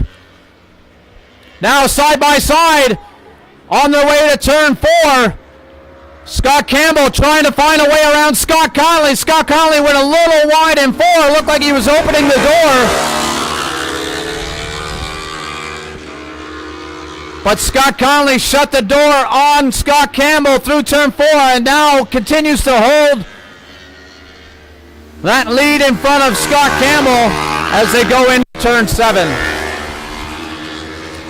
Oh, Jonathan Anderson looking to get around Dwayne Finley into turn 9. That's a podium position for Jonathan Anderson right there as he scoops it away from Dwayne Finley.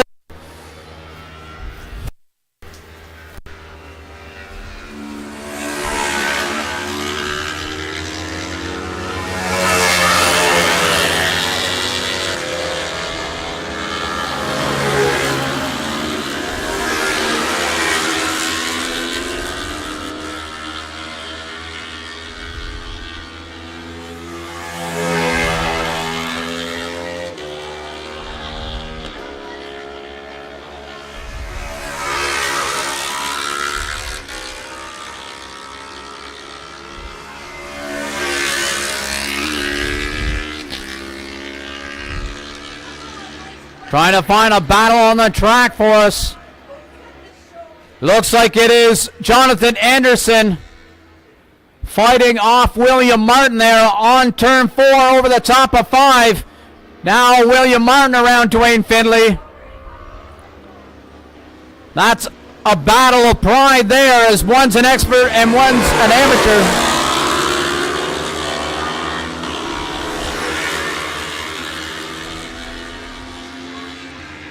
The riders get the last lap flag for Mark Goodwin. Looking back at this battle for 3rd and 4th for the amateurs between Scott Campbell and Scott Conley. Looks like Scott Campbell has started to pull away, opening up around 5-6 bike lengths over Scott Conley.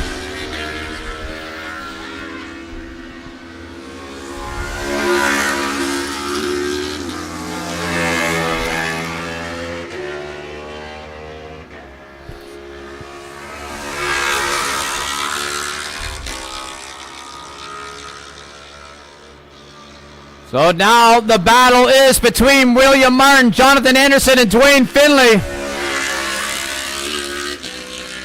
Jonathan Anderson has seen William Martin try an outside move of 4. Looks like he made it stick up to the top of 5. William Martin around Jonathan Anderson. What this does now is opens up Dwayne Finley the possibility to battle for that last podium position as the race leader across the line, Mark Goodwin, followed by Darcy George in third.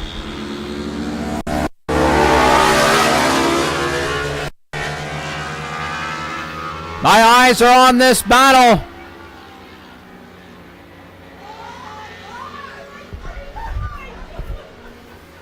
Coming onto the front straightaway, it's Greg McInnes. William Martin only needed one more lap. I don't know if Greg McInnes let off the gas there, but William Martin was tracking him down. Jonathan Anderson able to hold off Dwayne Finley across the line. Scott Campbell across the line, third for the amateurs, followed by Scott Connolly.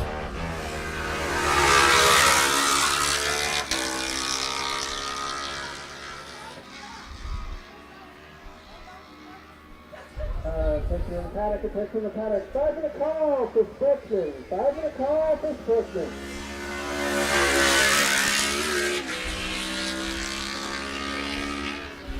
But to recap this race, lots of battles going on. Mark Goodwin takes the win for the experts, followed by Darcy George.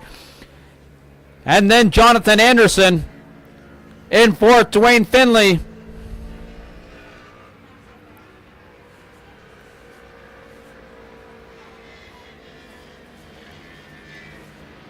For the amateurs, it's Greg McInnes, followed by William Martin. Cross the line, only a tenth of a second back from Greg McInnes. In third, sees Scott Campbell, followed by Scott Conley, then Jarrett Campbell and William Fonsavon. In seventh, Angus McLarty, followed by Angus Campbell and Connor Warnell. Making up the field, Robert McGinnis, Ryan Hum, and Matt Covey able to get back out on the track. Finishing the race after that mechanical mishap.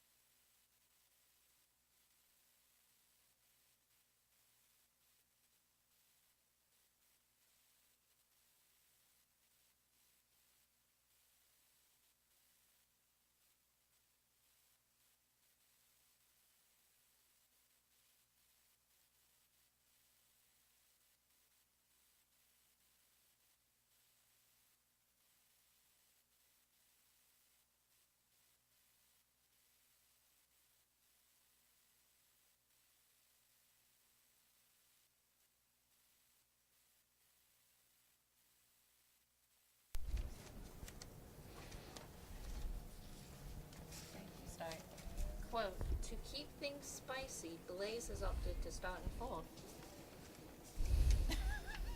That's the quote.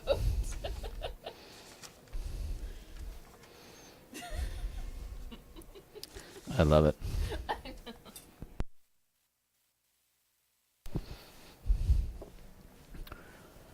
All right, the riders are now out on the track for the next race, which is the Bridgestone CSBK Sportsman 8-lap race. The rider that was supposed to be on pole position, rider number 80, out of Dartmouth, Nova Scotia, sponsored by RPM Cycle, Darren Marshall and Pirelli, has elected to start from the second row. Feels he needs some excitement in his life, so he's put 3 riders between him and corner 1. So that means that puts Phil Warnell up on to pole position, followed by number 50, Chris McRae out of St. John's, New Brunswick, sponsored by Division 10 Specialties Limited and First Class Glass and Century Motorsports. That's moved the 30 of George Church out of Brooklyn, Nova Scotia, up to the front row.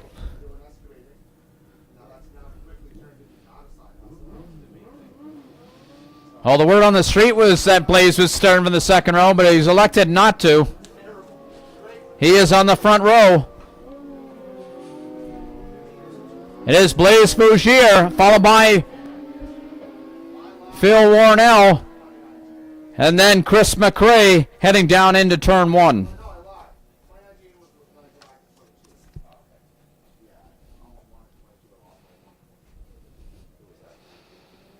Out of turn 2, Chris McRae right on the back at Phil Warnell as the sun looks to half peek itself out there in turn 3.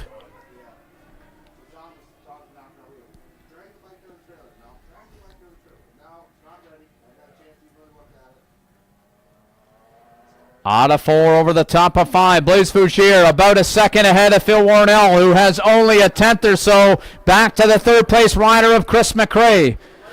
George Church, through this half a lap, sees himself back by about 3 seconds as they come off the back straightaway and head towards turn 9. We'll see what Chris McRae has to offer here into turn 9, if he's able to close that gap up to Phil Warnell,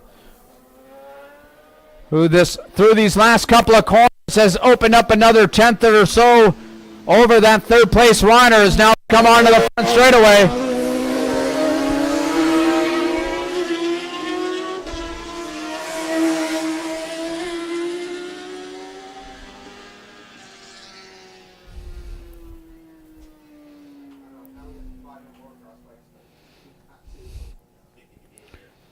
Across the line, it was 1 second between Phil Warnell and Chris McRae.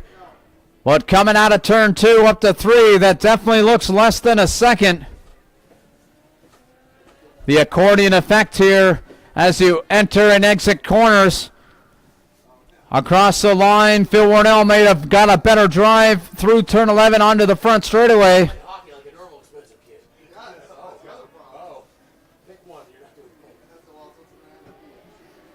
Down the back straightaway, Phil Warnell looks close to a second ahead of Chris McRae.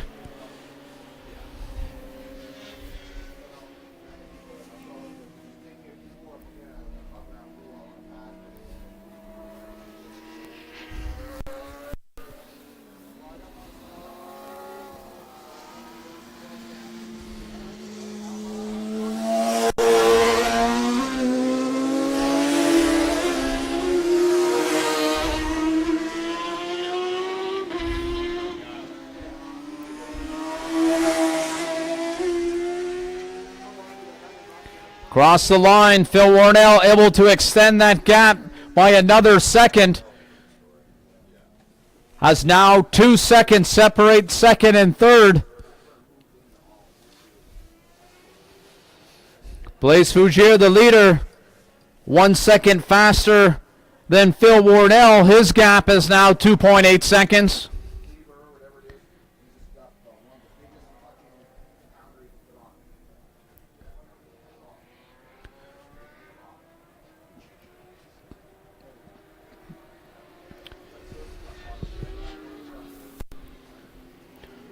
They now head down off the back straightaway. All the riders seem to have about the same gap between these podium riders. Blaise Fougere, when he comes across the line, there'll be 5 laps to go.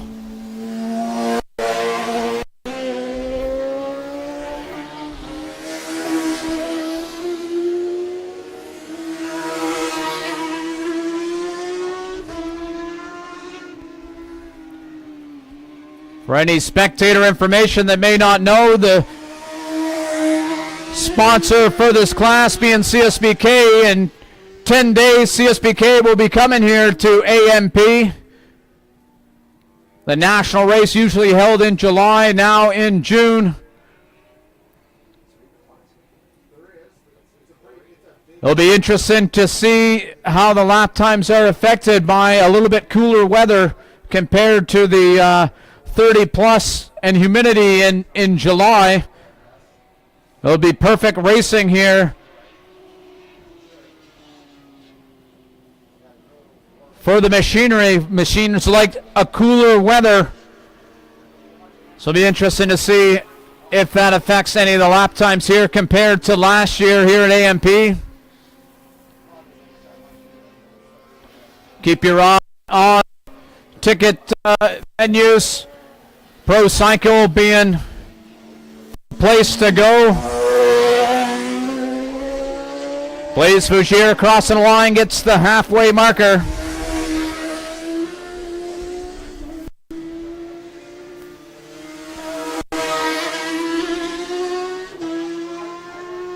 CSB always a big fan crowd here, camping all the way from Thursday to Sunday.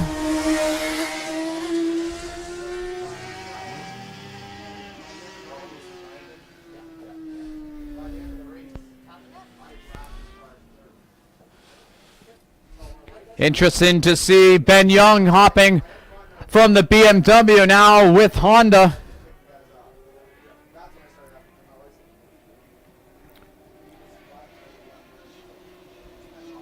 Amazes me to see, only with one race weekend under his belt on the new machinery, able to see himself on the podium for both races and close battling with the with Alex Dumas as well. So this is a track that Ben Young has had great success with. So it'll be great to see the battling that's happening here in 10 days. As Blaise Fougere crossing the line, that means there's going to be 3 laps left now.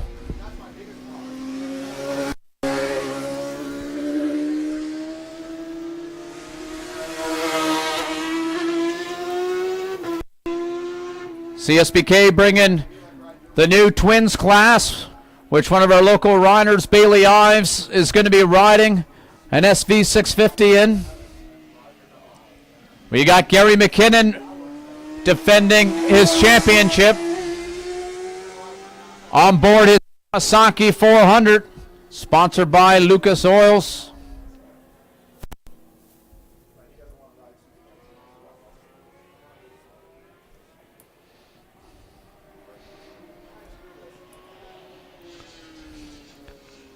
Blaise Fougere now coming off the back straightaway. Crossed the line last time by, had 9 seconds over Phil Warnell.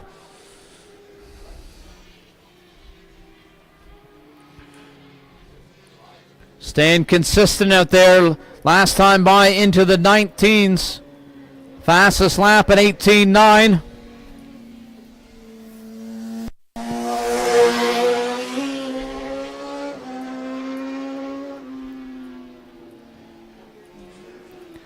Looks like Blaise is going to be running that same machinery in the Superbike race this afternoon. As his other machinery, the one he was riding yesterday, looks like it's still in the trailer.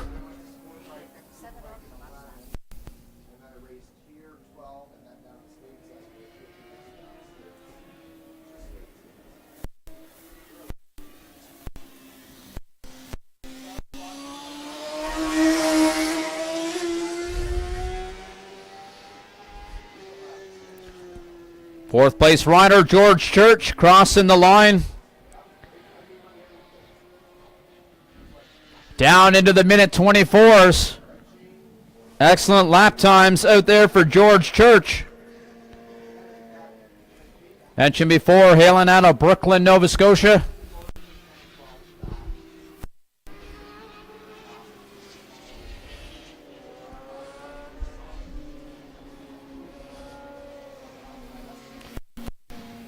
Blaise Fougier now coming onto the front straightaway. He's going to see the blue and white flag signifying the last lap here this afternoon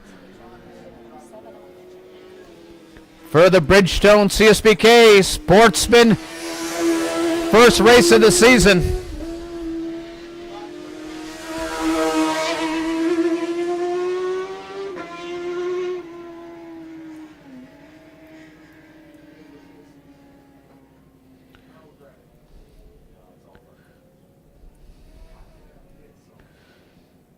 Phil Warnell crossing the line, putting in his fastest lap of the race.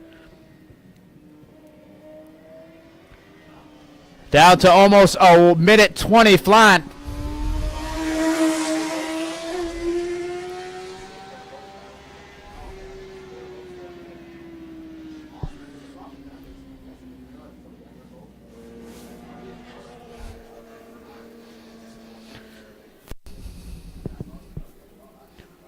Leader Blaise Fougier, only 2 corners to go.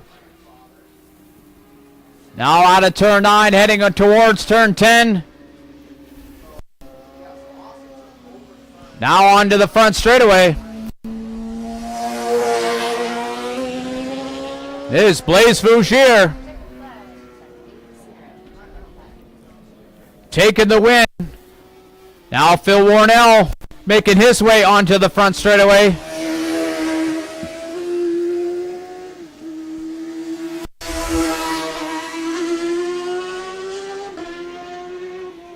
Chris McRae making up the podium. Last rider on the track, George Church, making his way through turn 9.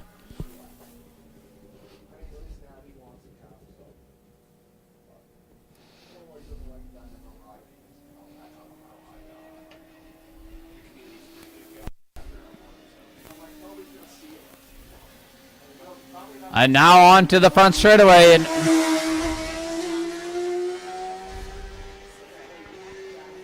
And with that, that concludes the Bridgestone CSBK Sportsman.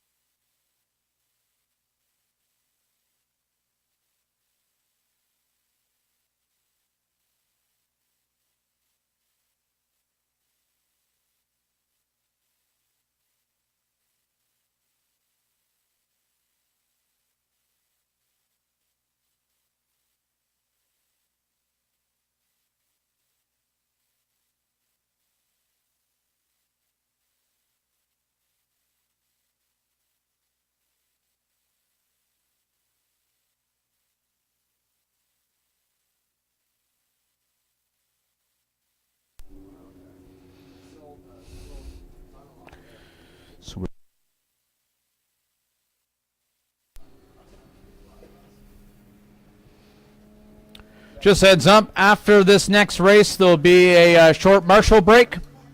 So that's after the next race, there'll be a short marshal break.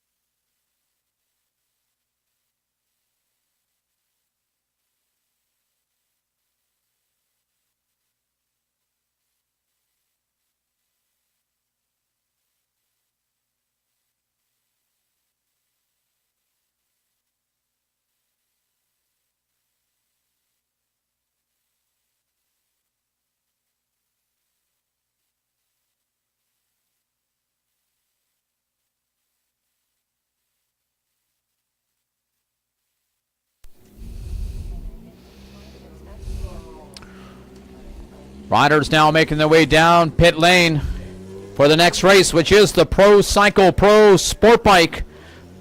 Race number 2 of the weekend. The grid has been placed by the championship points. And the winner from yesterday, rider number 8 out of Hammonds Plains, Nova Scotia, on board a 2008 GSXR 600. Sponsored by RLS Construction, MPG Moto, and T-Boat Importations. And finish line tile. John Fraser.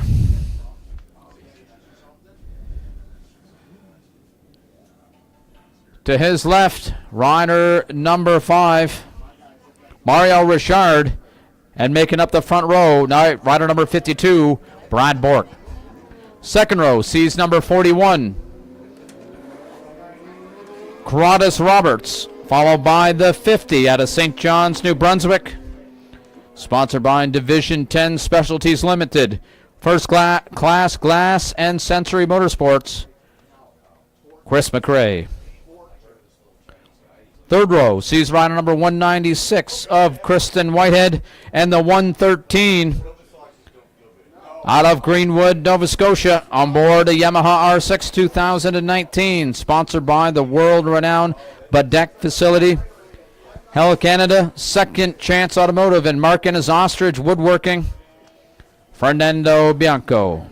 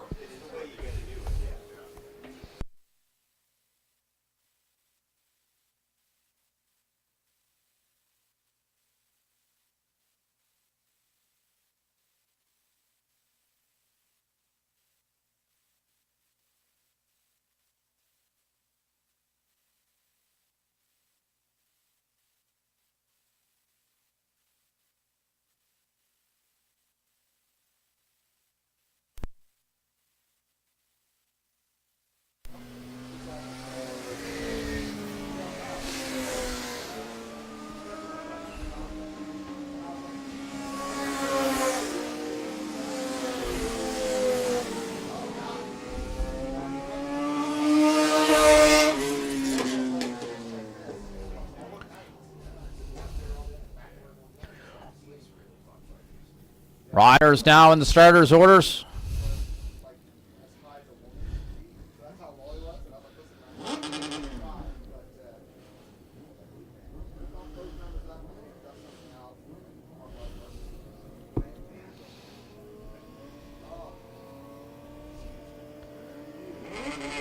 And we're racing.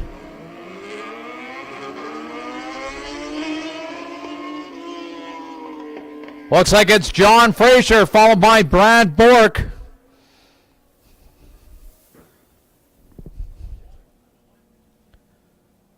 It is John Fraser out of turn 2, followed by Brad Bork, then Chris McRae in third.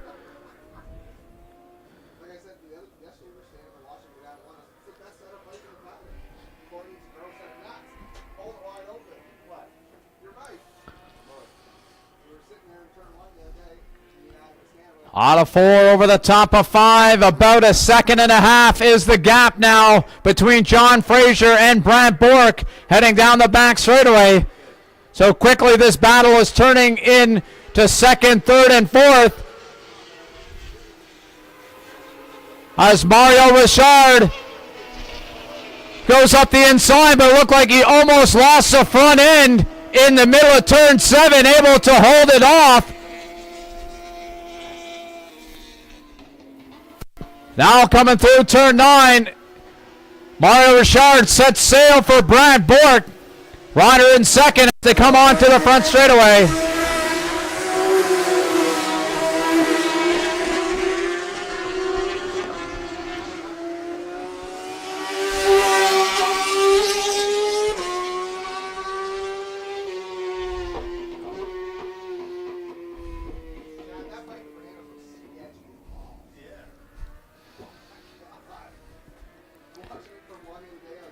Chris McRae not letting Mario Richard get away.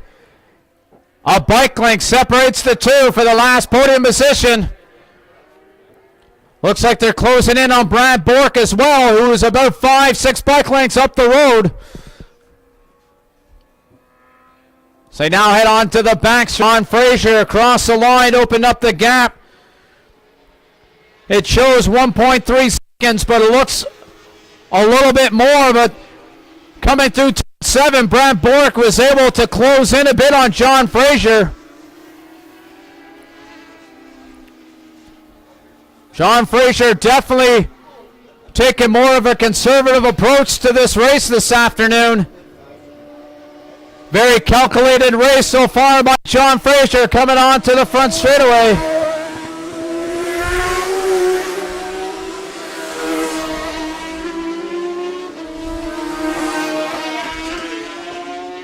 Looks like Brad Bork ran into some wheel spin down the front straightaway, allowed Mario Richard an inside move into turn 1.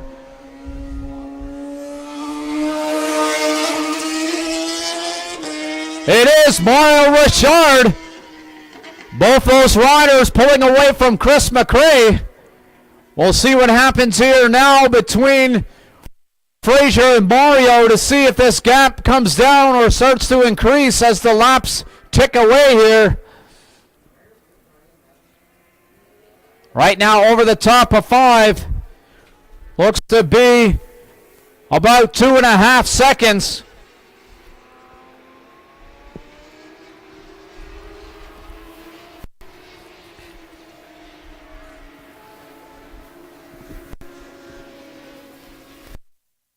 Leaders now making their way through turn 9. Brad Bork hasn't let Mario Richard open up that gap too much. It's about a second.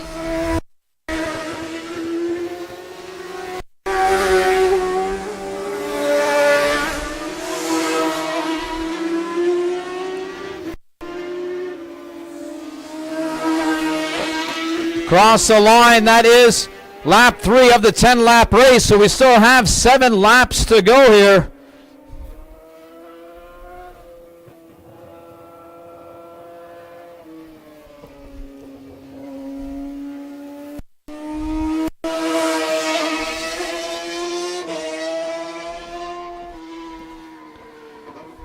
Looking at the lap times, John Fraser minute 18s with Mario Richard minute 19s, Brad Bork minute 20s, along with Chris McRae with the minute 20s. Oh, and he's right on the back of Brad Bork here. I'm looking down, but there's a battle happening here out on the track, down the back straightaway. 3 bike lengths separate the 2 riders. Now as they come up 7 up to 8, we'll see what happens here into 9 if Chris McRae is able to close in more into that gap that he closed in somewhere between turn 2 and 4, looking away.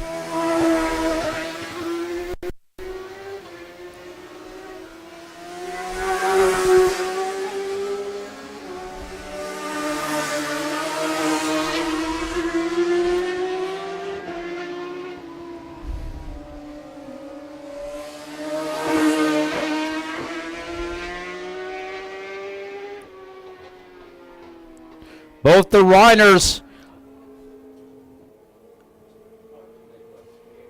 a 1.5 seconds or so off their fastest times.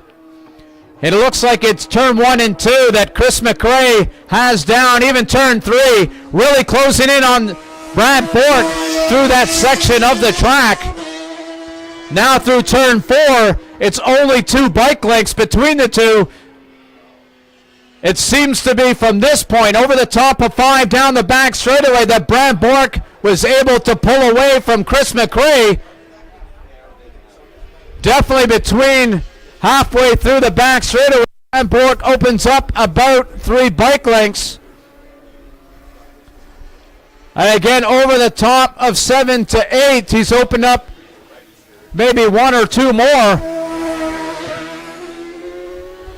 So it seems like the first half of the track is Chris McRae, the second half is Brad Bork.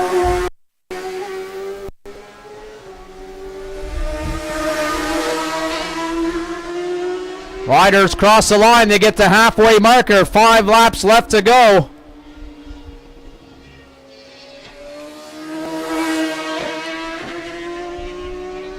Chris McRae last time by half a second faster than Brant Bork. Coming out of turn 2. 2 bike lengths separate the 2 riders. Heading up to turn 3. 1 bike length now separates the 2 riders. We'll see if Chris McRae has some magic up his sleeve for turn 4.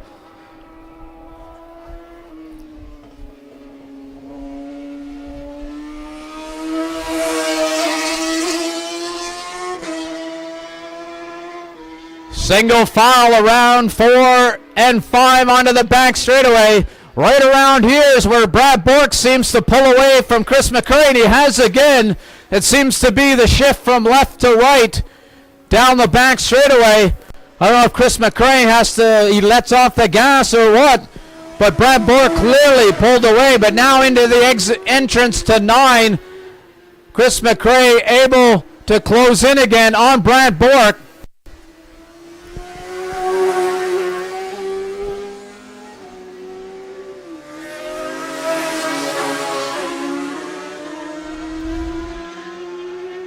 On the leader, John Fraser making his way through turn 3. Cross the line, 11 seconds ahead of second place rider Mario Richard. Mario Richard has around 7 seconds over this battle for the last podium position between Brant Bork and Chris McRae.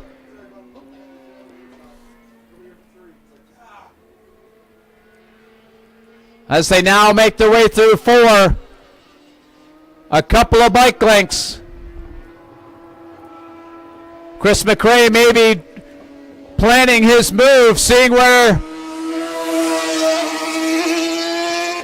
as the laps tick down, he might be able to try a move on Brad Bork, but over the top of 5 again down the back straightaway. Brad Bork opening up 6 bike lengths.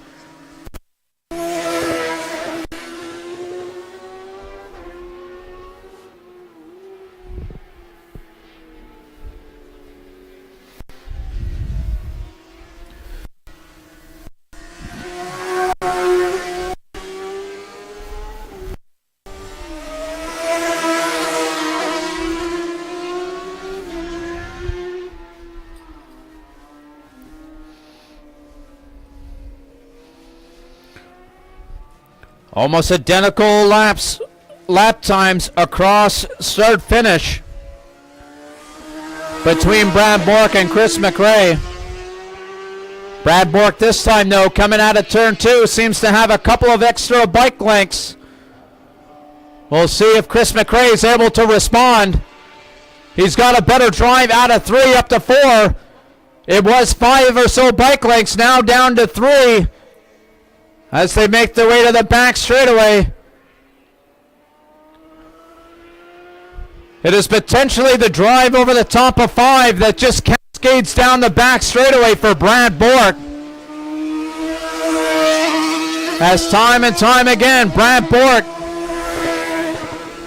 any time that Chris McRae makes up out on the track, he's able to extend it again just over the top of 5 down the back straightaway. The 2 riders now making their way through 10 to 11.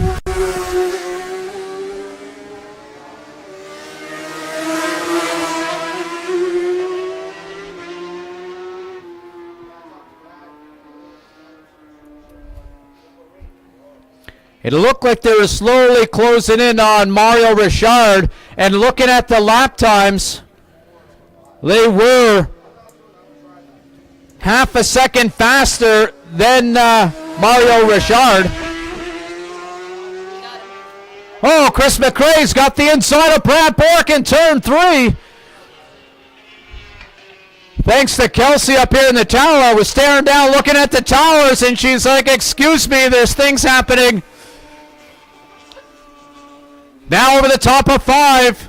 Chris McRae, we'll see what happens here. Brad Bork is able to get that drive. He usually does over the top of 5 down the back straightaway. As Chris McRae now has a healthy 4 or 5 bike length gap.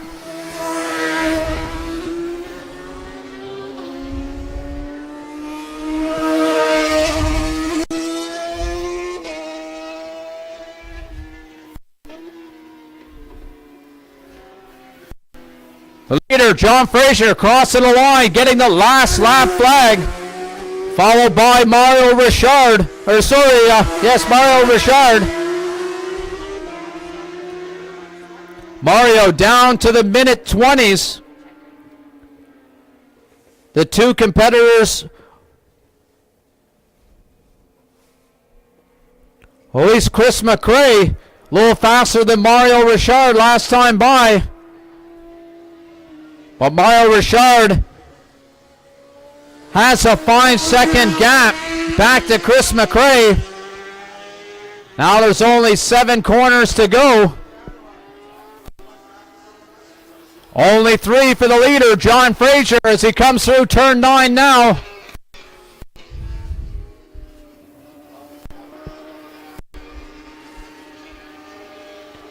Now through 10 into 11, onto the front straightaway. It's John Fraser, 2 for 2 in the sport bike category. Mario Richard now coming out of turn 10 to 11.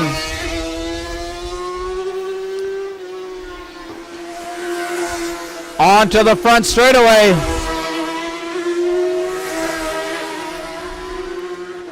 He is now 2 for 2 for seconds. Chris McRae, 5th yesterday, moves himself up onto the podium. Nudging off Brad Bork, who finishes in 4th. Now following Kristen Whitehead, coming on to the front straightaway.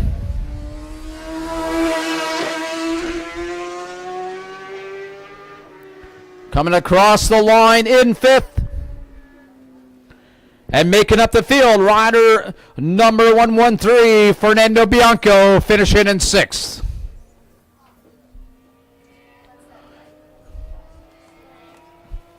Now, with the completion of the Pro Sport Bike race, we're going to take a quick Marshall break and just listen out for Kevin or Nate's 5-minute call.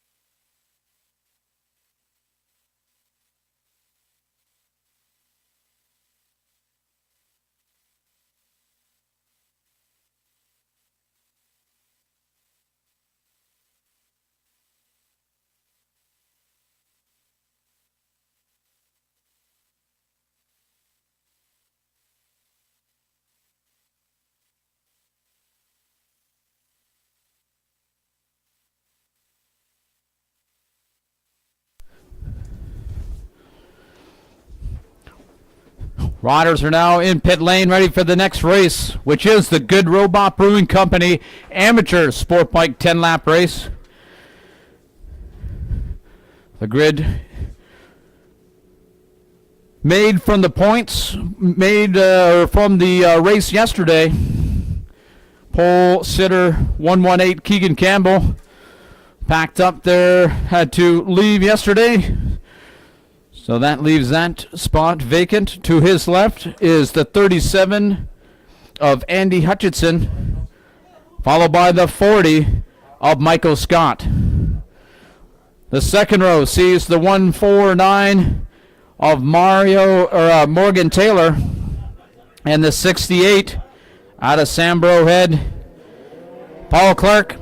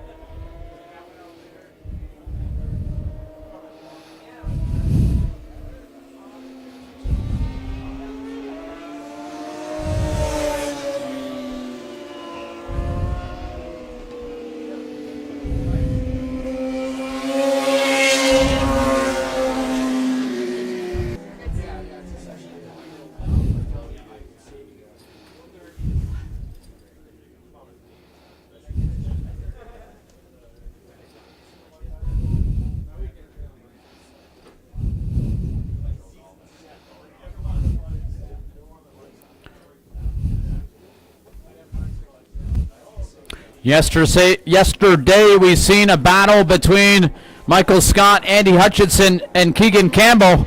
Two of those riders on the front row. Looks like it was Andy Hutchinson getting the whole shot over Michael Scott.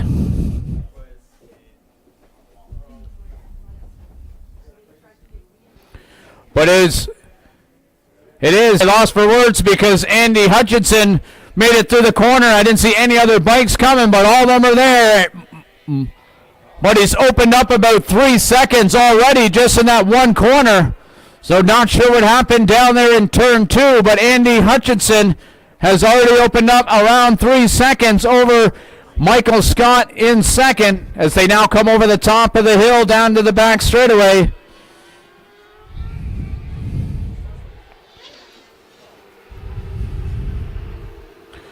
Michael Scott.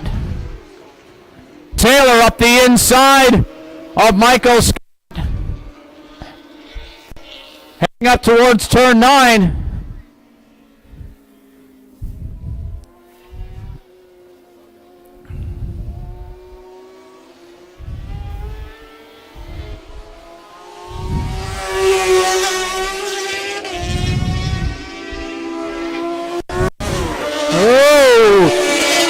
Morgan Taylor getting the ass end sideways on his machinery coming out of turn 11. I don't know how he held on to that one. Right in front of us here, going sideways. That opened up even more of a gap. Across the line, 5.6 seconds.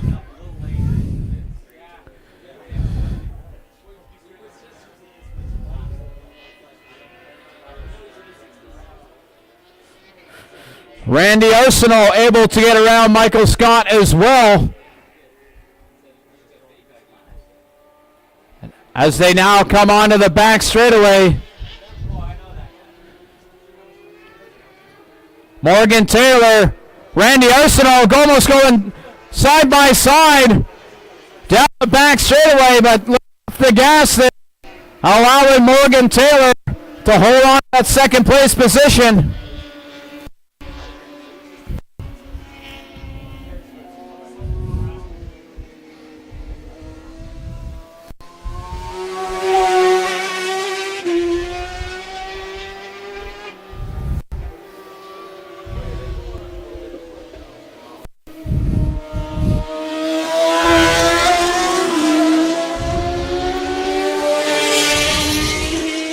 Morgan Taylor much more conservative with the throttle this time by going through turn 11.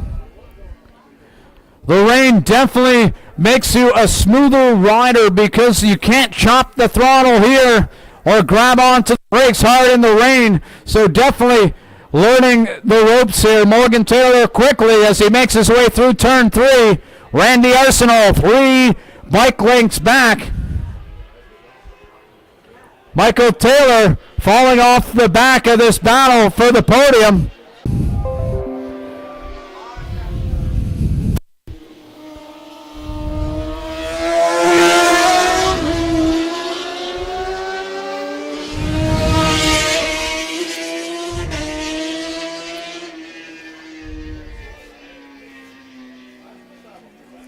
Randy Arsenal was around 7/10 of a second faster than Morgan Taylor last time by, and you can see it on the track. Only a couple of bike lengths back there. Out of 2 up to 3.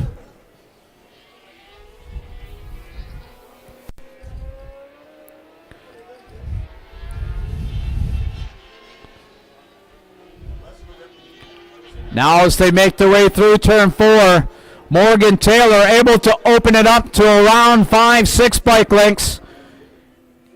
We'll see what happens here down the back straightaway. A little bit of an accordion effect happening here. Each rider having a favorite corner. And it looks like heading into turn 7 is a little bit more of Randy Arsenal's because now it's only about 4 bike lengths.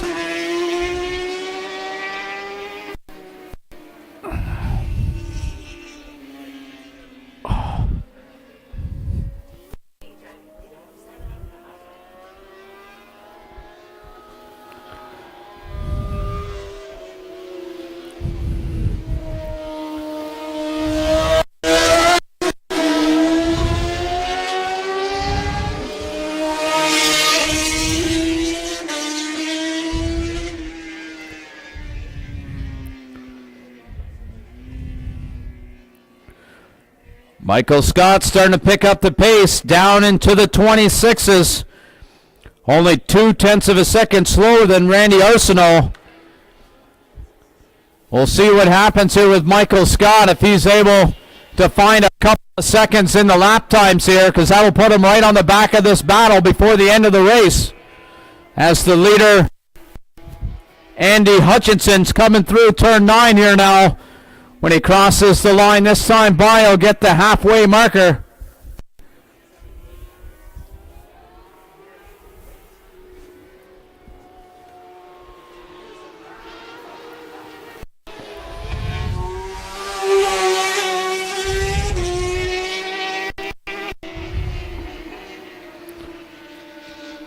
Following this battle for second and third.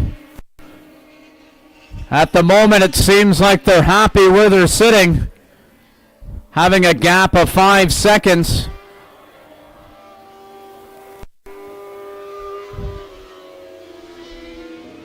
No sense of urgency from the tower.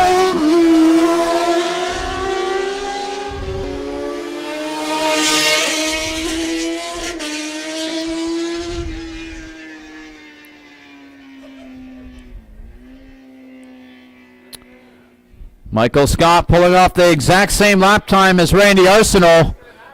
So he is losing time here as he only has 5 laps to go to make up a gap of 5 seconds.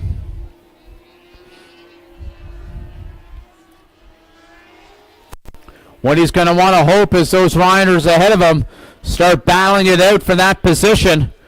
Typically what will happen there is they'll start to slow each other down, so he's going to hope that Randy Arsenault maybe will get on the back of Morgan Taylor and start battling it out for second and third.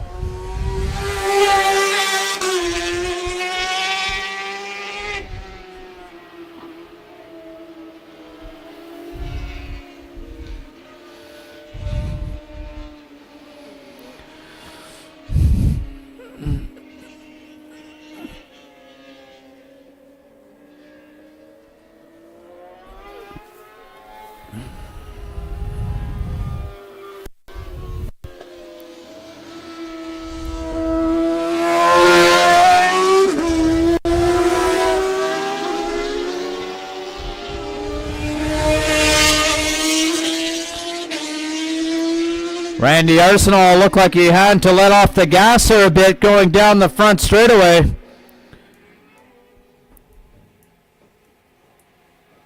Looking at the lap times, both him and Michael Scott put in their fastest lap times, but as well did Morgan Taylor, so the three of them pushing hard here with 4 laps left to go.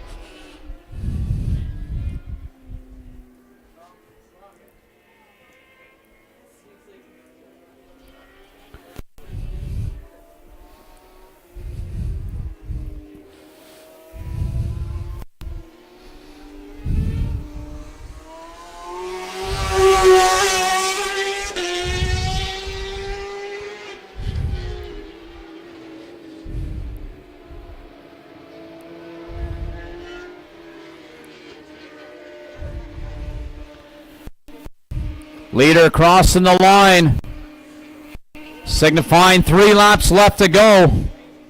Commanding lead by Andy Hutchinson. Last lap into the minute 22 is 3 seconds faster than Morgan Taylor and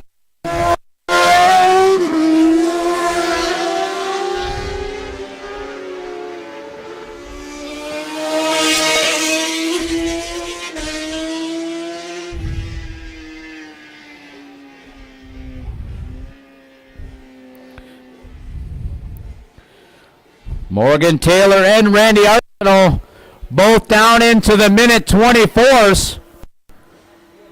So Randy is not giving up on that hunt for third, but Morgan Taylor is making him work for it.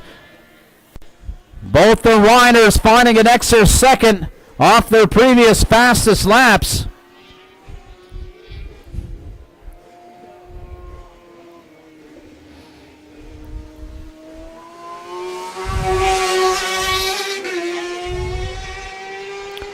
Andy Hutchinson crossing the line. Now 2 laps left to go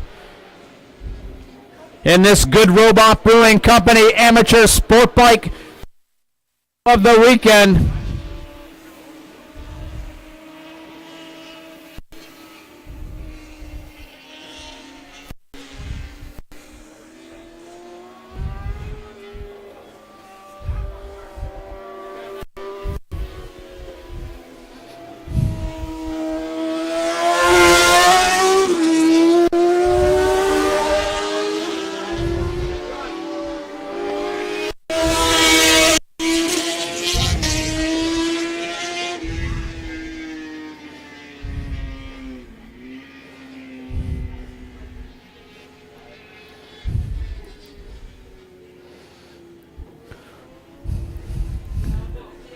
Michael Scott able to find a second faster than Arsenault last time by. Unfortunately, he's only got 2 laps to go, and the gap is 5 seconds. We follow the leader, Andy Hutchinson, coming on to the front straightaway. He's going to get the last lap flag. 11 corners to go of this Good Robot Brewing amateur sport bike race.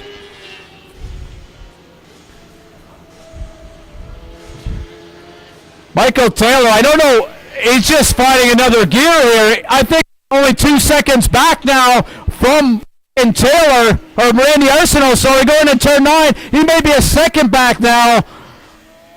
I think he just realized he was in a race, folks. Now coming through turn 9 into 10 into 11. He's half a second back now.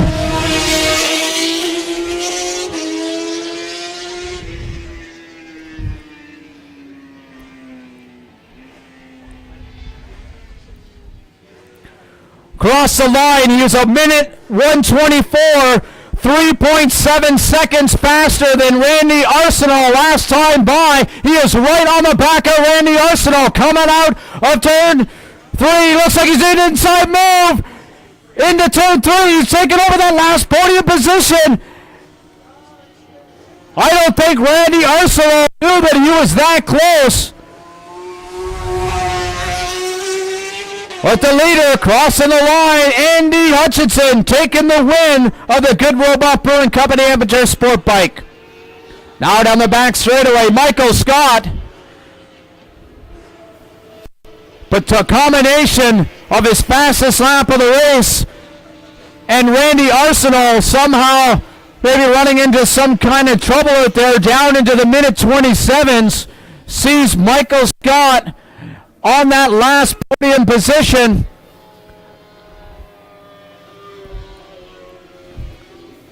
Now Morgan Taylor on to the front straightaway.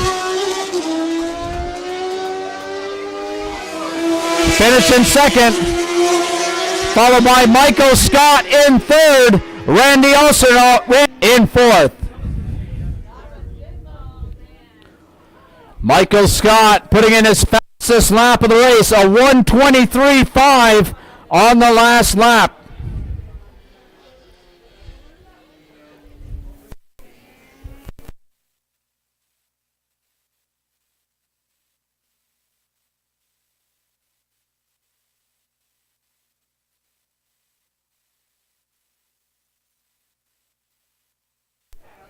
This is Andy Hutchinson's first win here at AMP. So I'm sure he's going to want to do that parade lap. I see Nate with the checkered flag in his hand, waiting for him to come off the track here as he's now coming down pit lane here.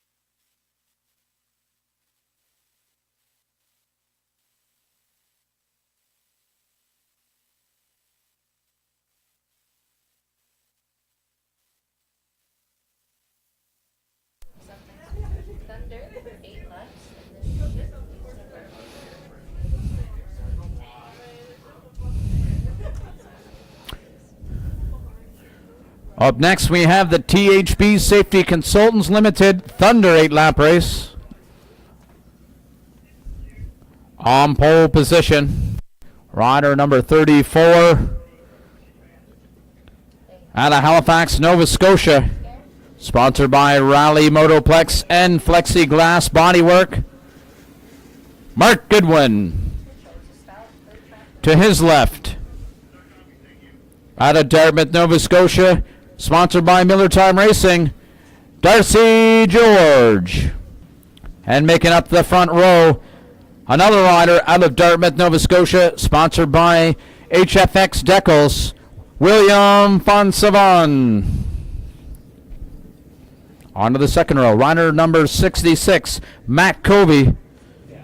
And the 111 out of Inverness, Cape Breton, sponsored by Nova Drilling, Jonathan Anderson. Third row sees the rider out of Oakfield, sponsored by GNS Equipment Rentals, Pro Cycle, Burnside Brewing Company, Stephanie Holman. To her left, rider number 10, Scott Connolly. And making up the third row, rider number 72, out of Sambro, Nova Scotia. Sponsored by Sambro Cycle Service, Mac Power Sports, and CF Moto Canada, Scott Campbell.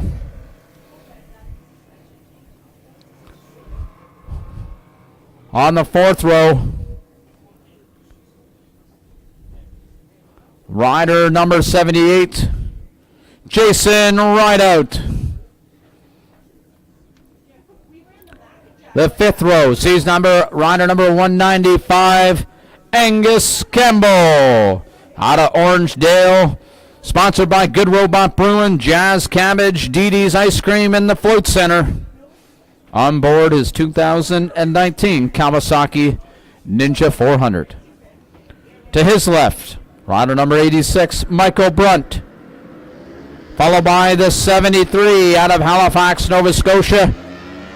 On board a 2017 Yamaha R3, sponsored by Nova Drilling, Inc., Robert McGinnis.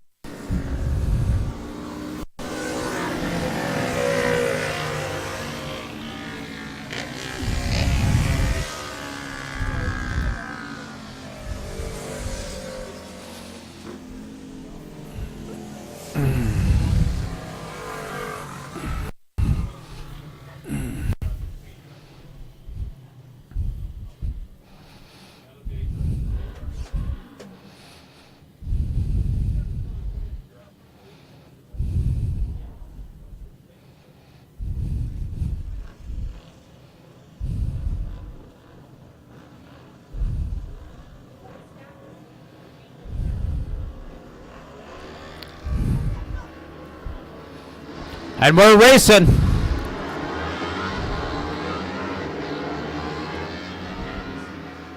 Looks like it's Darcy George with the hole shot, followed by Mark Goodwin.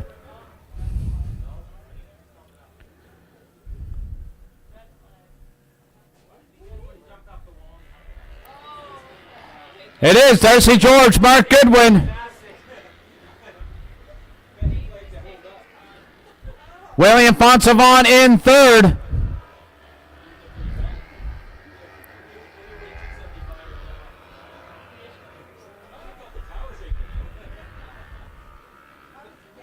Now over the top of five.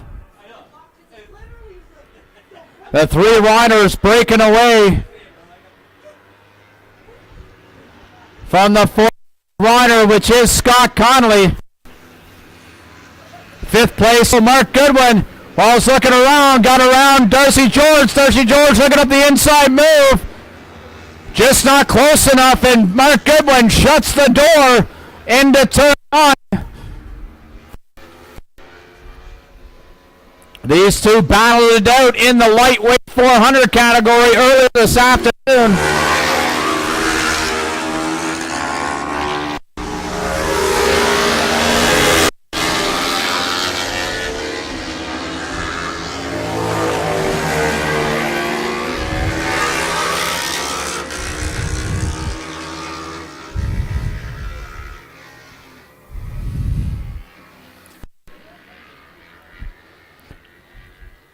Riders now making their way through turn 3. Mark Goodwin opening up about half a second.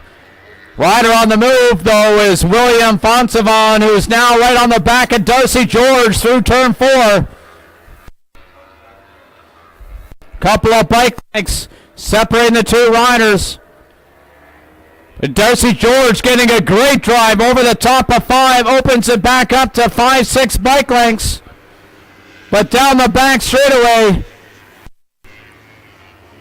able to close it back up again on Darcy George.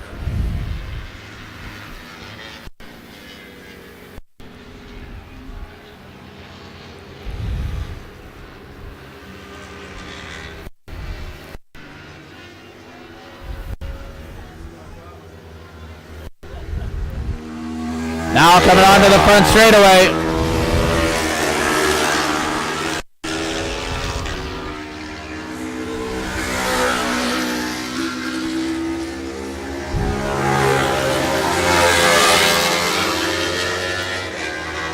Six tenths of a second separating Darcy George and William Fonsavon.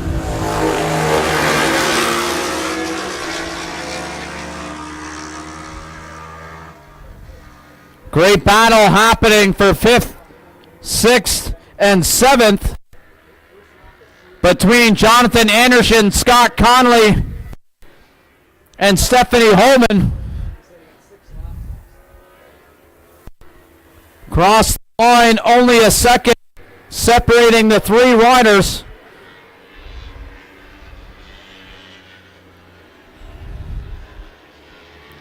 As now they come out of 4 over the top of 5. A bike length between each of the riders, now down the back straightaway.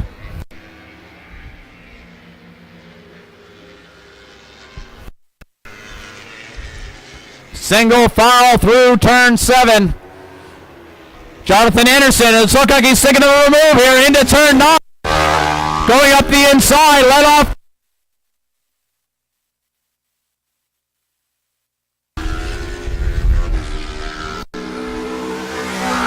Taking over that 6th place position from Scott Connolly.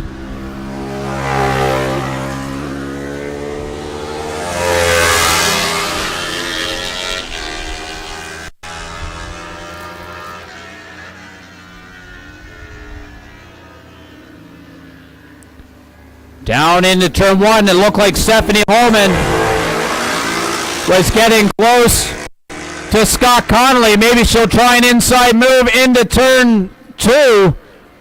Just not close enough. As they make their way to turn 3, Jonathan Anderson, Scott Connolly, 3 bike lengths back, Stephanie Holman. Back to the leader, Mark Goodwin, making his way towards turn 9. Crossed the line, had 4.6 seconds over Darcy George. Darcy himself starting to stretch the gap between him and 3rd place rider William Fonsavon. Cross the line, that was 1.3 seconds.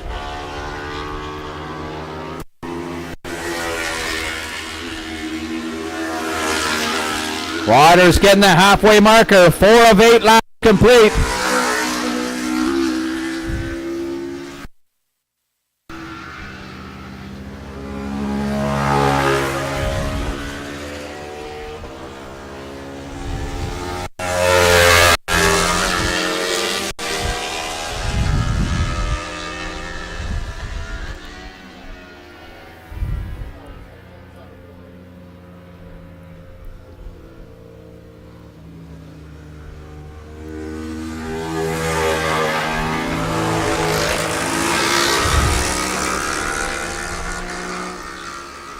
This battle between second and third continues to stretch the gap, as Darcy George was 1.2 seconds faster than William Fonsavan.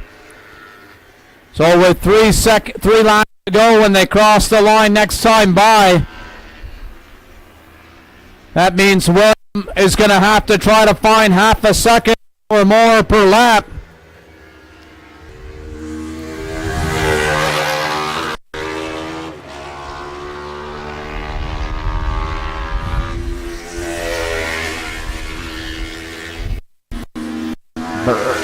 You get gold.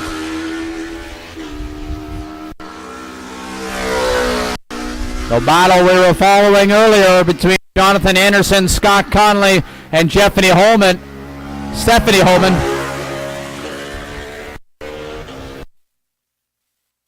And they're starting to open up gaps between them as well.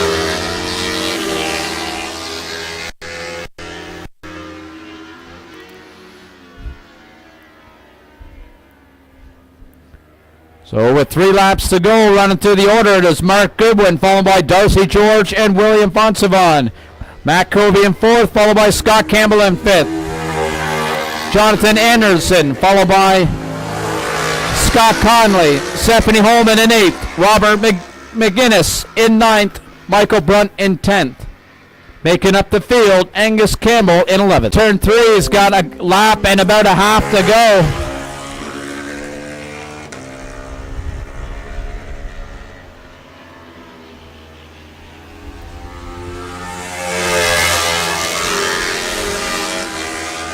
Dow makes his way onto the back straightaway.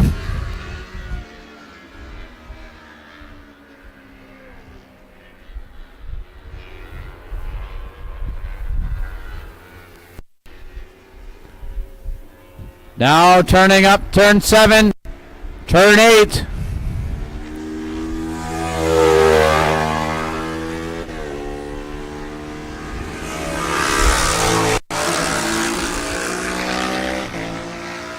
Now 2 corners to go for Mark Goodwin as he's making his way towards the front straightaway. Gonna get the last lap flag.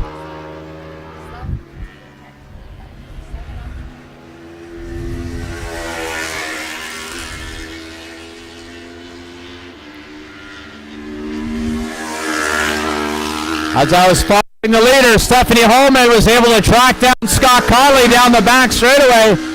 She's able to move herself up into the 7th place position.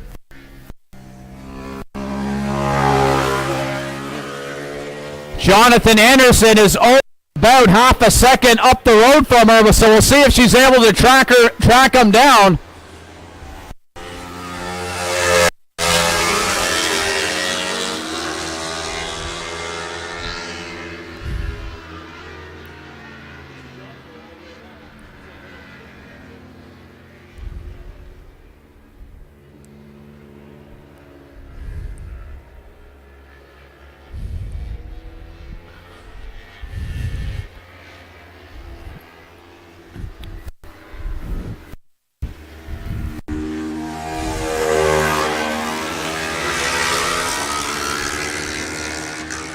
Stephanie Holman making her way towards turn 4.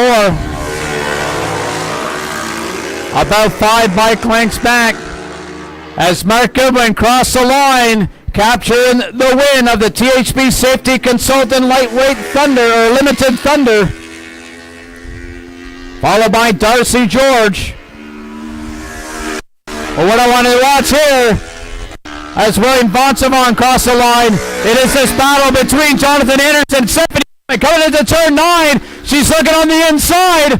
She's letting off. No, Jonathan Anderson shuts the door. The next move we'll see is on the outside of turn 10. She's going to have the ability to have more corner speed on the outside. She's looking to the outside. No, she tucks up in behind. Now onto the front straightaway. It's a drag race to the finish.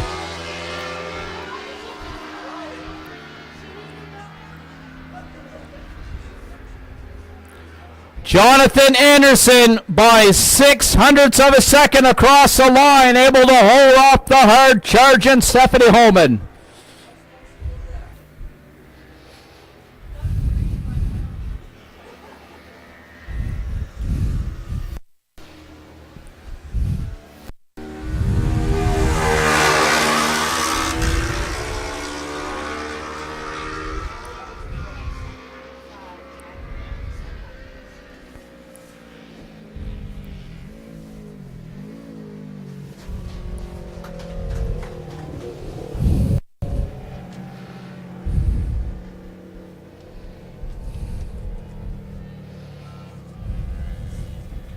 Yeah, it started raining more and it got colder.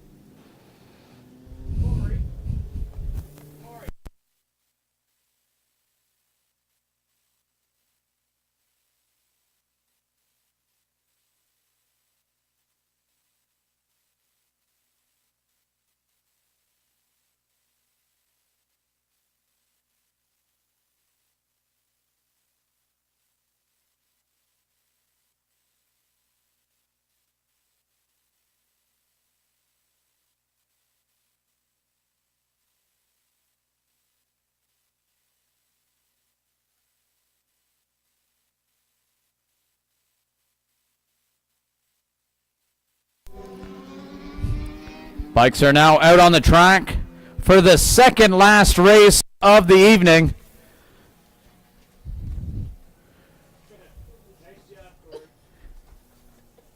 for the second last race of the evening, which is the Finish Line Motorcycle Supply Pro Superbike 12-lap race, sees the winner of yesterday's race taking pole position, rider number 8 out of Hammonds Plains, Nova Scotia, sponsored by RLS Construction, MPG Moto, and T-Boat Importations, John Frazier.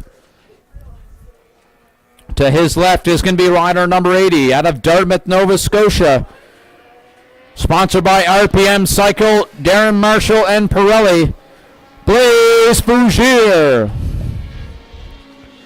And making up the front row, rider out of Halifax, Nova Scotia, sponsored by Pro Cycle, Finish Line Motorcycle Supply, and Wayne's Hot Rods and Customs, Corey Canfield.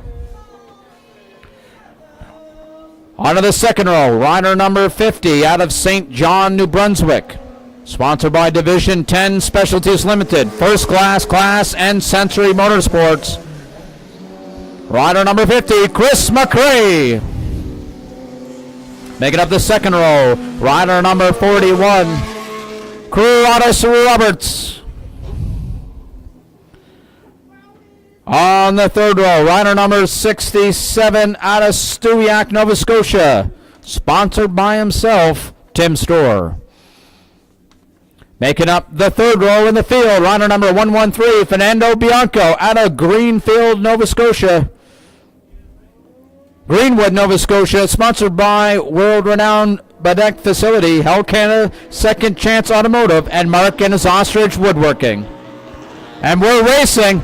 Blaise Bougier getting sideways on the grid, but it looks like he's still able to hold off John Frazier down into turn 1.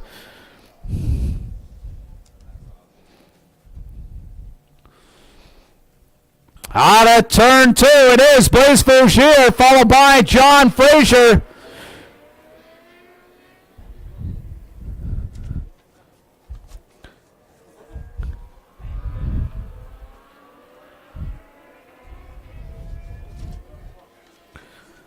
Trying to see the rider that's in third. That might be Tim Storr, starting from the third row, moving himself up into third. Followed by Corey Canfield, Chris McRae, then Fernando Bianco. But down the back straightaway, Blaise Bougier, 3 bike lengths ahead of John Frazier.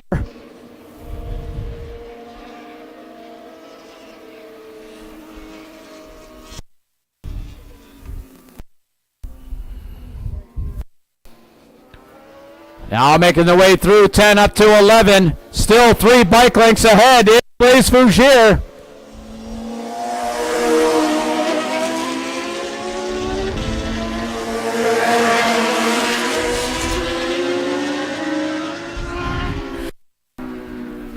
Oh.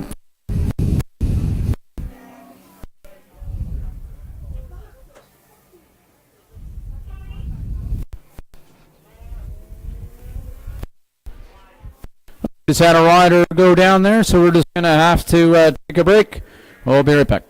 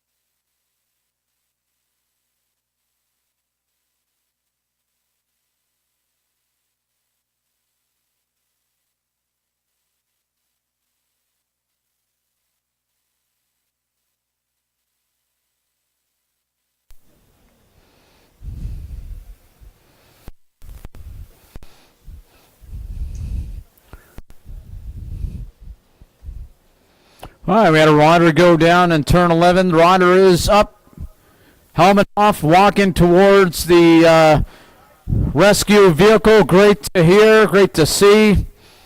That was unfortunately Fernando. High siding on the exit of turn 11.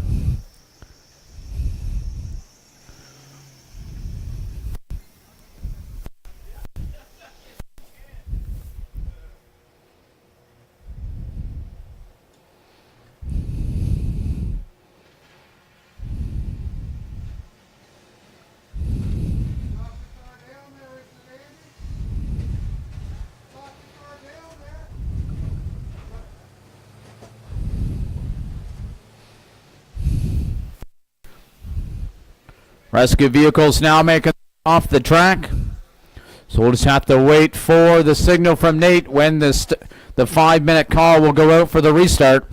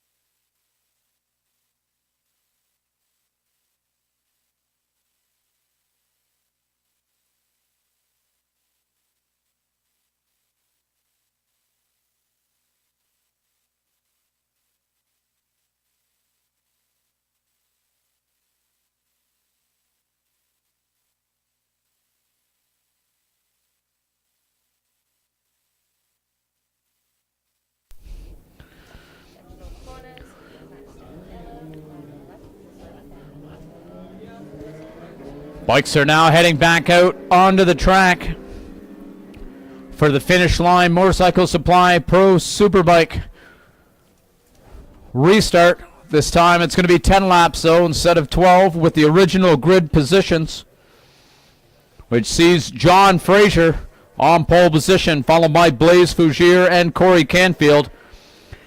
Row 2 sees Chris McRae, followed by Tim Storr.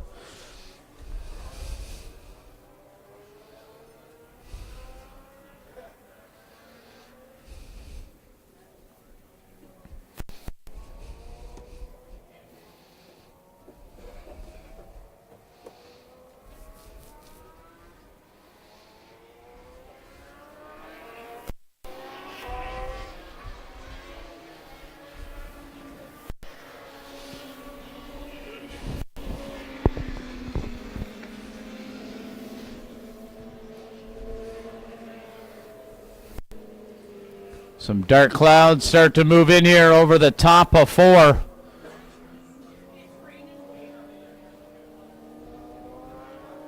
Hopefully the rain continues as it is with light sprinkles.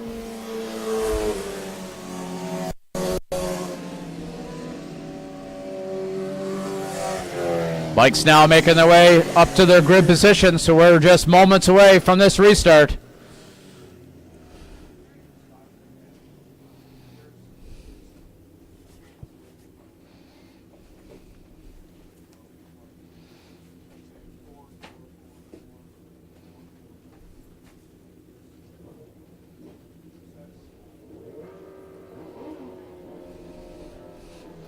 Now on the starters' orders.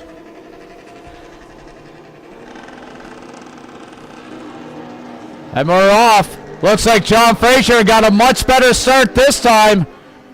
Up the inside of turn 1, it is John Fraser in second, Blaise Fougier.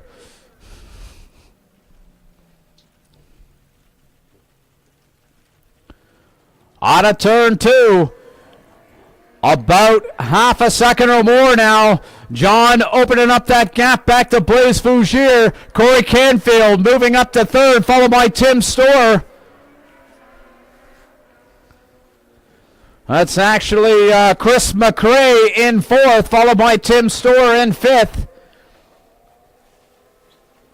Over the top of 5. Looks like the rain is picking up back there as there's quite a bit more rain spraying up from the back wheels of these superbikes down the back straightaway.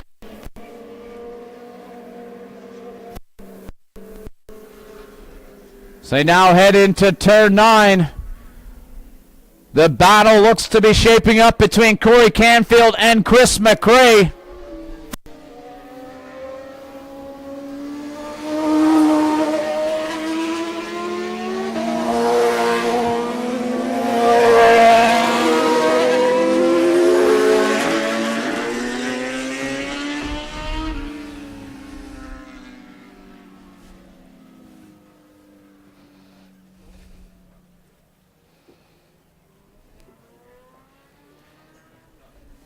Now turn 3, John Fraser crossed the line, 3.6 seconds over Blaise Fougier.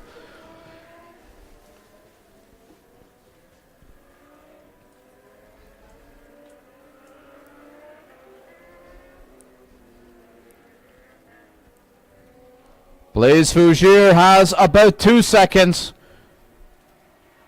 Back to Corey Canfield, who has less than a second, back to Chris McRae, now down the back straightaway.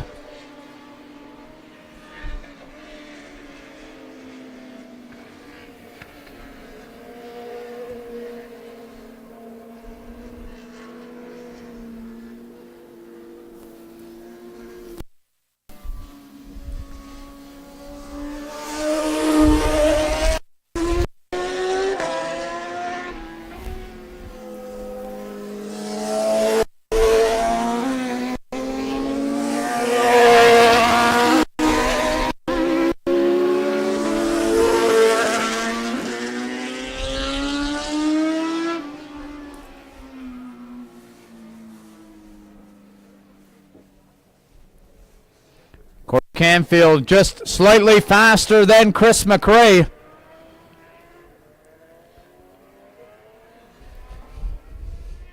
No.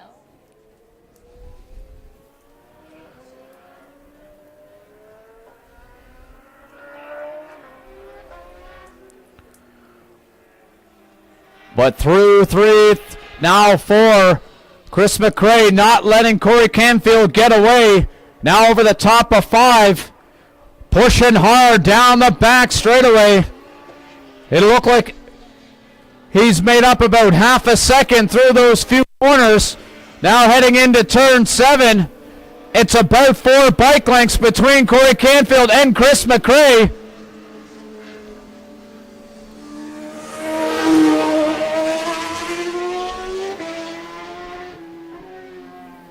Looking at outside towards turn 11 here from the tower. The rain is definitely picking up here at ANP.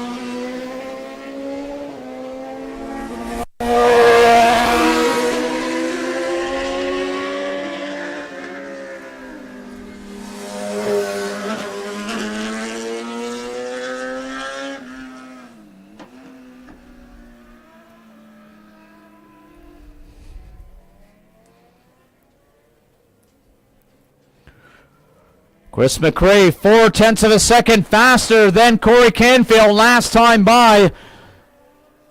And looking at that gap as they make their way to turn 4, 2 bike lengths is all that separates those two riders.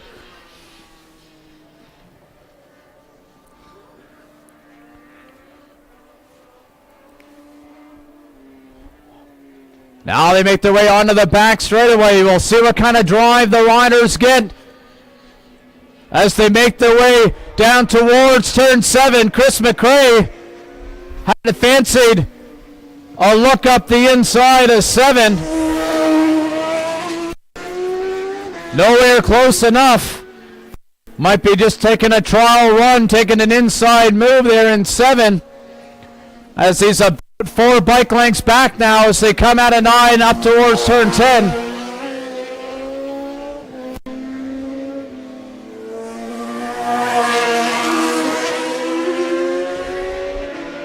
With 4 laps in, it is John Fraser followed by Blaise Fougier, Corey Canfield, Chris McRae battling it out there for 3rd and 4th, and Tim Storr crossing the line in 5th. Out of turn 2, neck and neck. Looks like Chris McRae was thinking of an outside move at turn 3 there.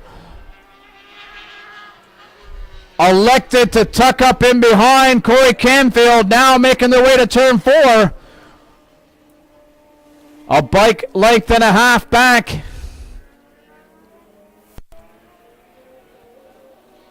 Now that my eyes are getting calibrated, I'm getting into fractions with bike lengths.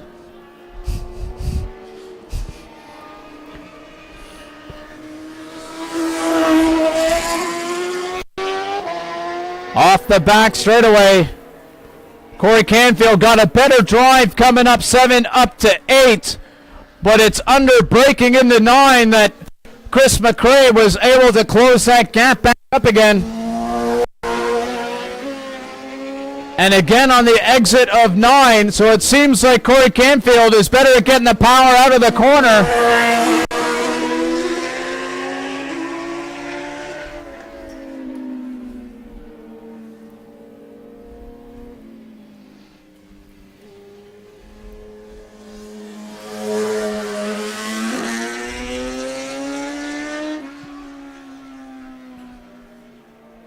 Out of turn 2, half a bike length.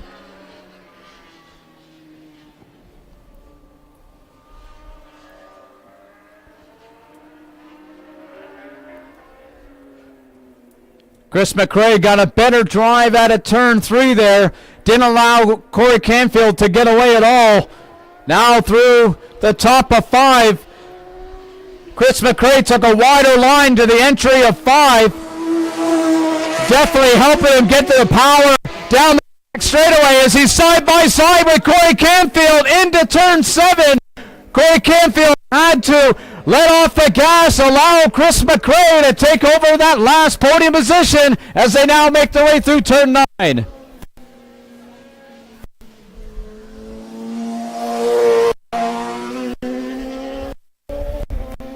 We'll see if Corey Canfield's able to answer back here as they make their way onto the front.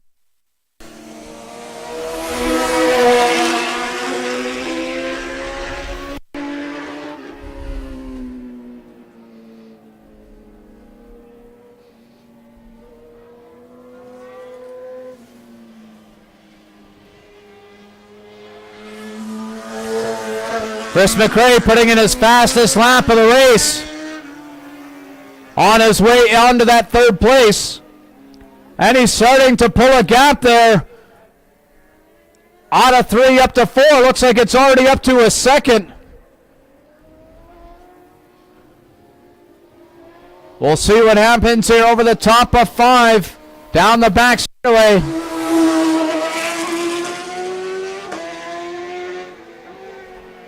At the moment, though, with 3 laps to go, it is Chris McRae starting to pull away from Corey Canfield.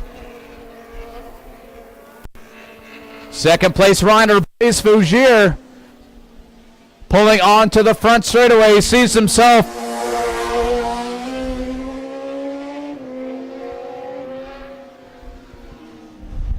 about 15 seconds ahead of this battle.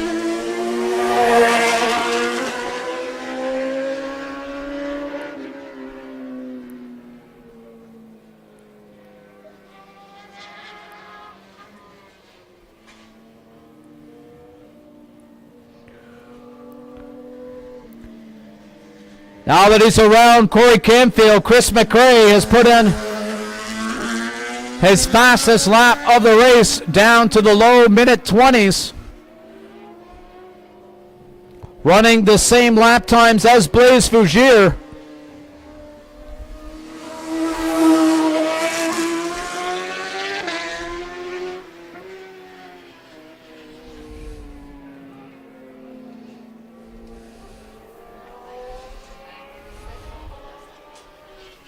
John Fraser crossing the line. 2 laps left to go.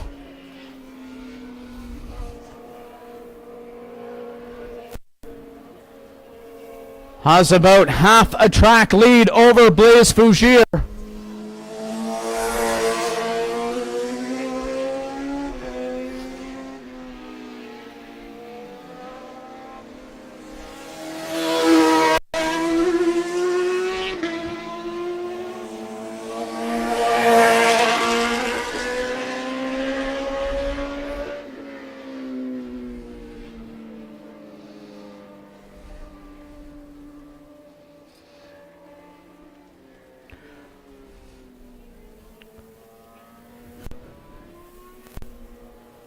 John Fraser now coming out of turn 9 towards turn 10.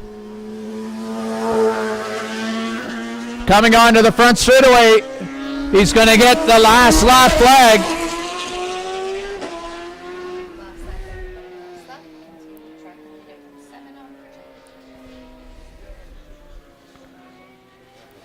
Looking at John's lap times, minute 15's out there in the pouring rain.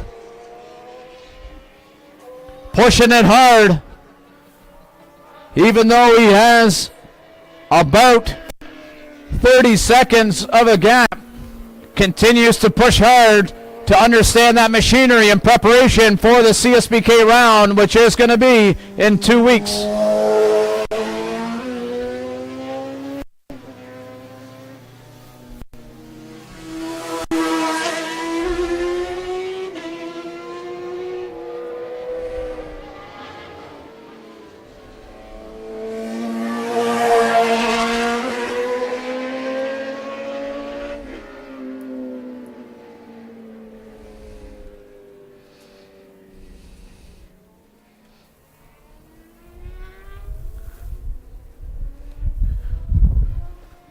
John Fraser now coming through turn 10, now 11 onto the front straightaway. Checker flag in hand with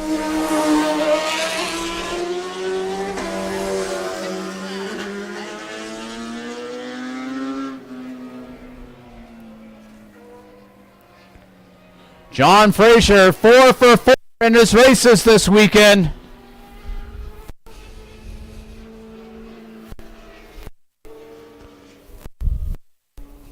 Now follow in place Hoosier through turn 9.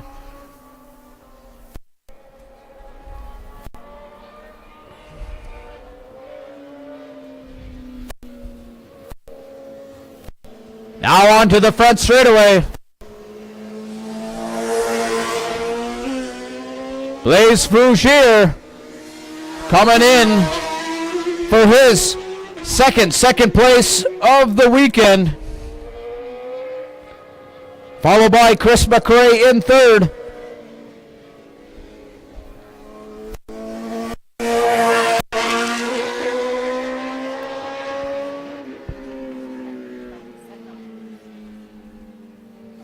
Corey Canfield crossing the line in fourth, followed by Tim Storr in fifth.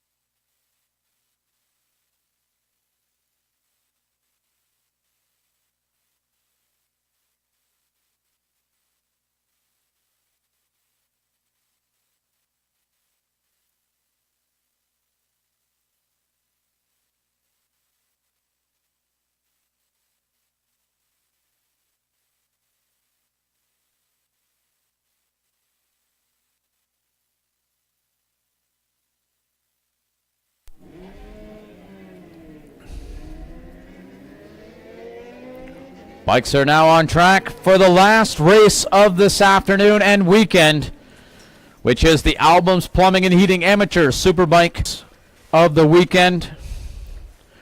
On pole position sees the winner from yesterday's race, rider number 40, Michael Scott. To his left, rider number 37, Andy Hutchinson. Looks like the rider in the third place position has elected not to go out. On to the second row is rider number 30, George Church, and rider number 88, Michael Brunt. And making up the field, rider number 18, Randy Arsenal.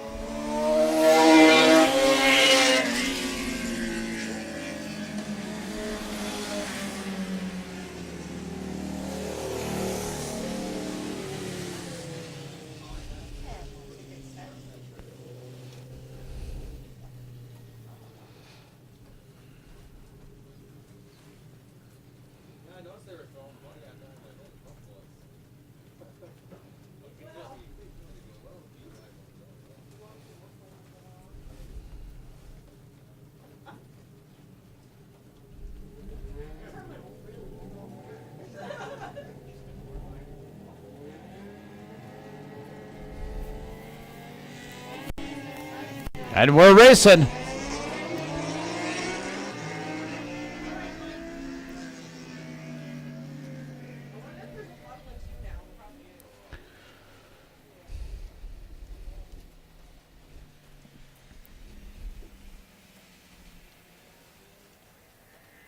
On to turn 2, it is Andy Hutchinson, followed by Michael Scott.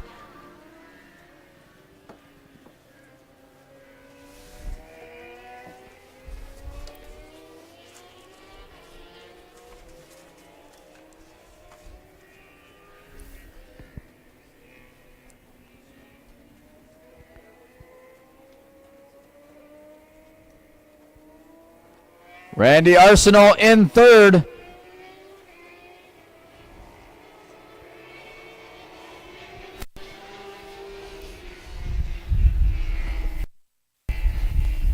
That was Mike Bunt in third, passed by George Churchill, and Randy Arsenal back in fifth.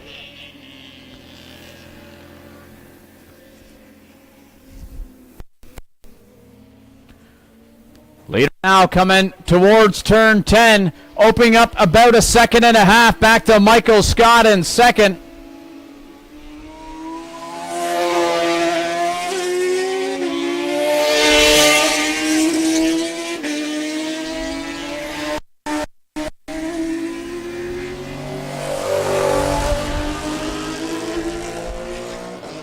And the Arsenal with a little bit of a tank slapper down the front straightaway. Held on to her though, full throttle down the front straightaway, and is able to get around Michael Brunt by turn 1.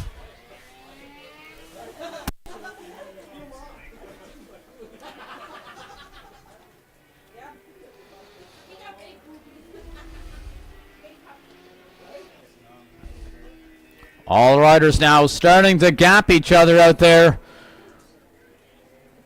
with Andy Hutchinson cross the line 3.5 seconds ahead of Michael Scott, who has about 4 seconds over George Church.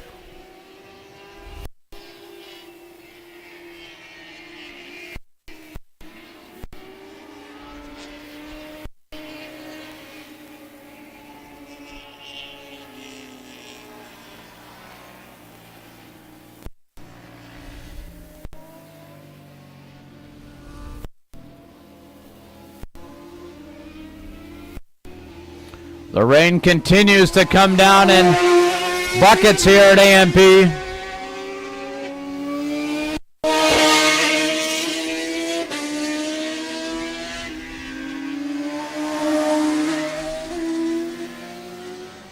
So you can see the puddles starting to form in the infield, in the ruts there. So it's coming down the hardest it's been all day.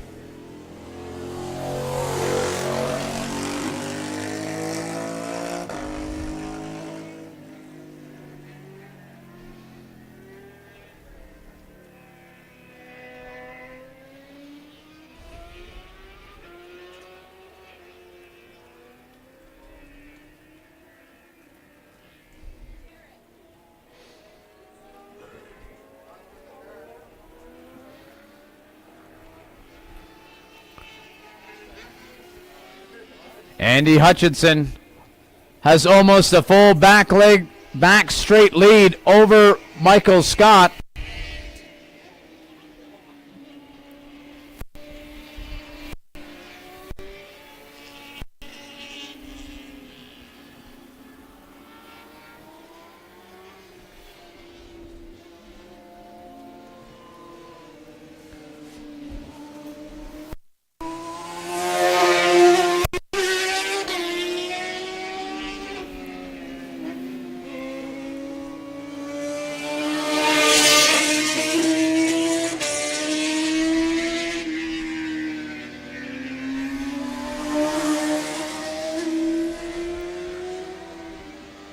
Looking at the lap times, Michael Scott was down into the minute 23s in that amateur sport bike race,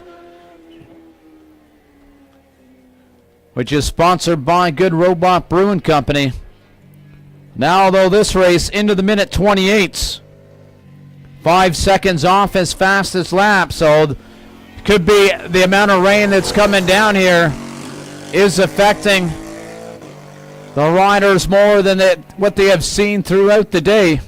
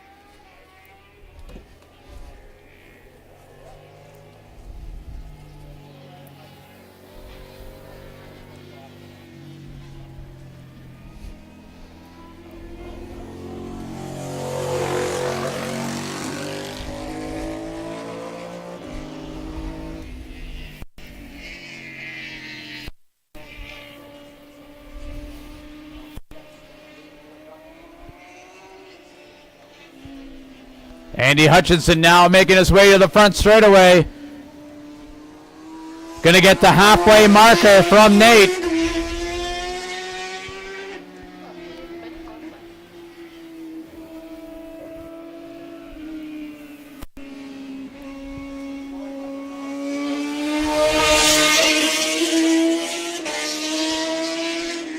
Followed by Michael Scott.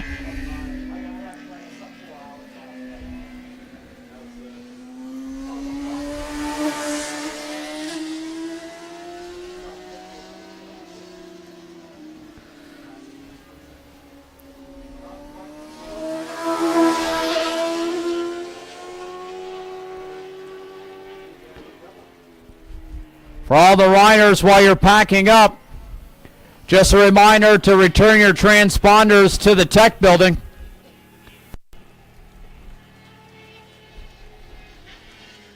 Barbara Coleman would really appreciate it. Well, you should appreciate that I reminded you so you don't have Barbara Coleman coming after you. She'll hunt you down. She'll drive right to your house. Knock on the door and eat your supper.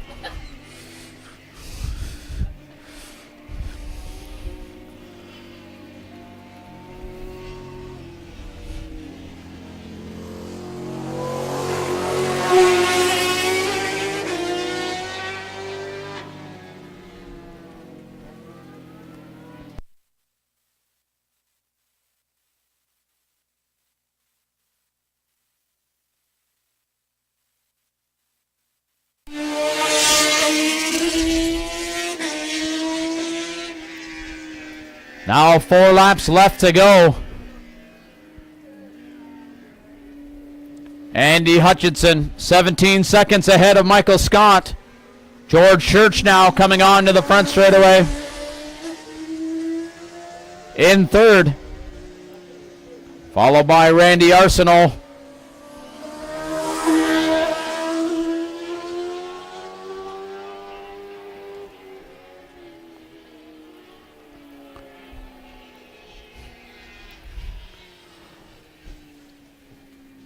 At this time, I want to thank all the fans for making it out here this afternoon. All the family members, significant others, out to support their loved ones, doing what they love to do. Thank you for all the marshals weathering this storm this afternoon. The cold yesterday to allow us to watch, to ride. Thank you for the people that start and finish, standing out there in the rain. Thank you to Marley and Sam up in timing and scoring. Thanks to all the SRO board members. Thanks to the crew that helped out through the week to get the oil on the track to allow us to race this weekend.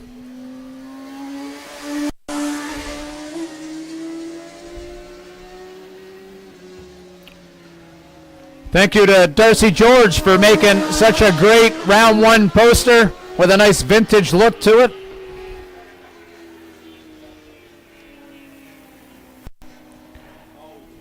I want to thank AMP for all the work they did to prepare the track for us to race. Thank you to Jarrett Campbell for all the work that you've done at the track for the electrical services, the sound system.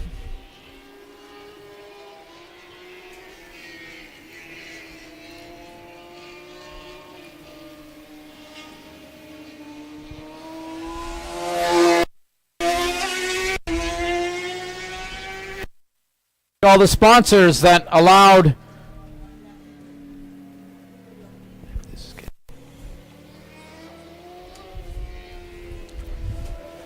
all the races to happen. The Bridgestone Superbike Series, Stephanie Napier, RMT, THB Safety Consultants Limited, Nova Drilling, Asylum Racing, Mark and his Ostrich Mark and his Ostrich Woodworking, Bill Watkins for donating for the Grant Nesbitt Tribute Series, Empire Motorworks, Pro Cycle, Good Robot Brewing, Finish Line Motorcycle Supply, and Albums Plumbing and Heating.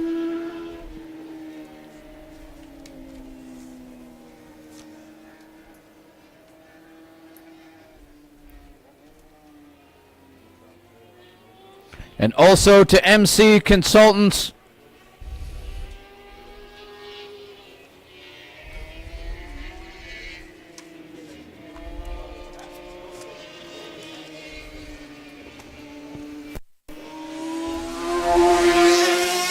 Mark Hutchinson now coming across the line, getting the last lap flag.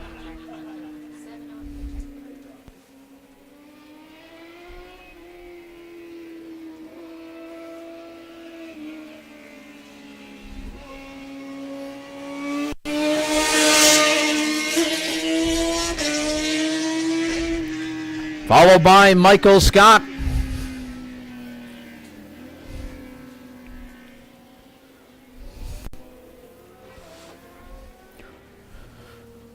Third place rider George Church making his way through 9 up to 10.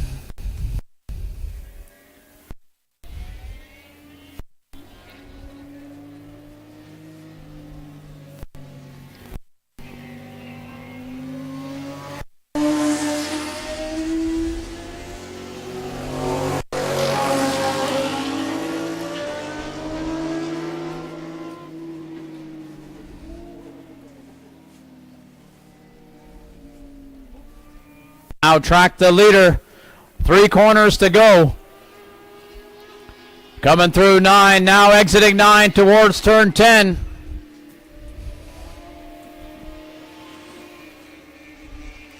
On to the front straightaway, Andy Hutchinson. Taking the win for the Albums Plumbing and Heating Amateur Superbike.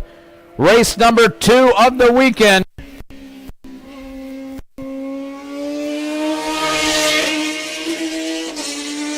Michael Scott coming across the line in second.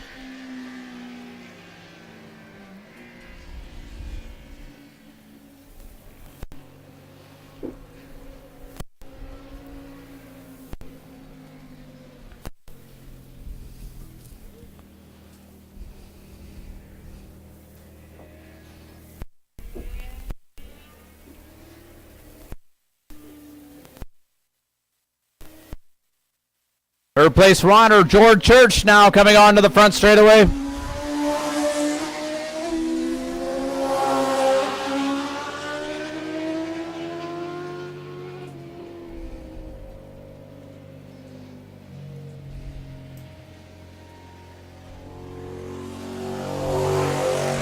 Followed by Randy Arsenal, who was tracking down George Church, made up around 6 seconds in 2 laps. 1 lap short. Would have been in the battle there for that third place. Michael Brunt taking up the field. With that, folks, that concludes the racing here at AMP for round 1. I encourage you all to make a visit to Pro Cycle, pick up some tickets for the racing here in for CSBK, where the best in the country battle it out here at, I would argue, the best in the country. But until then, the lights are out at AMP.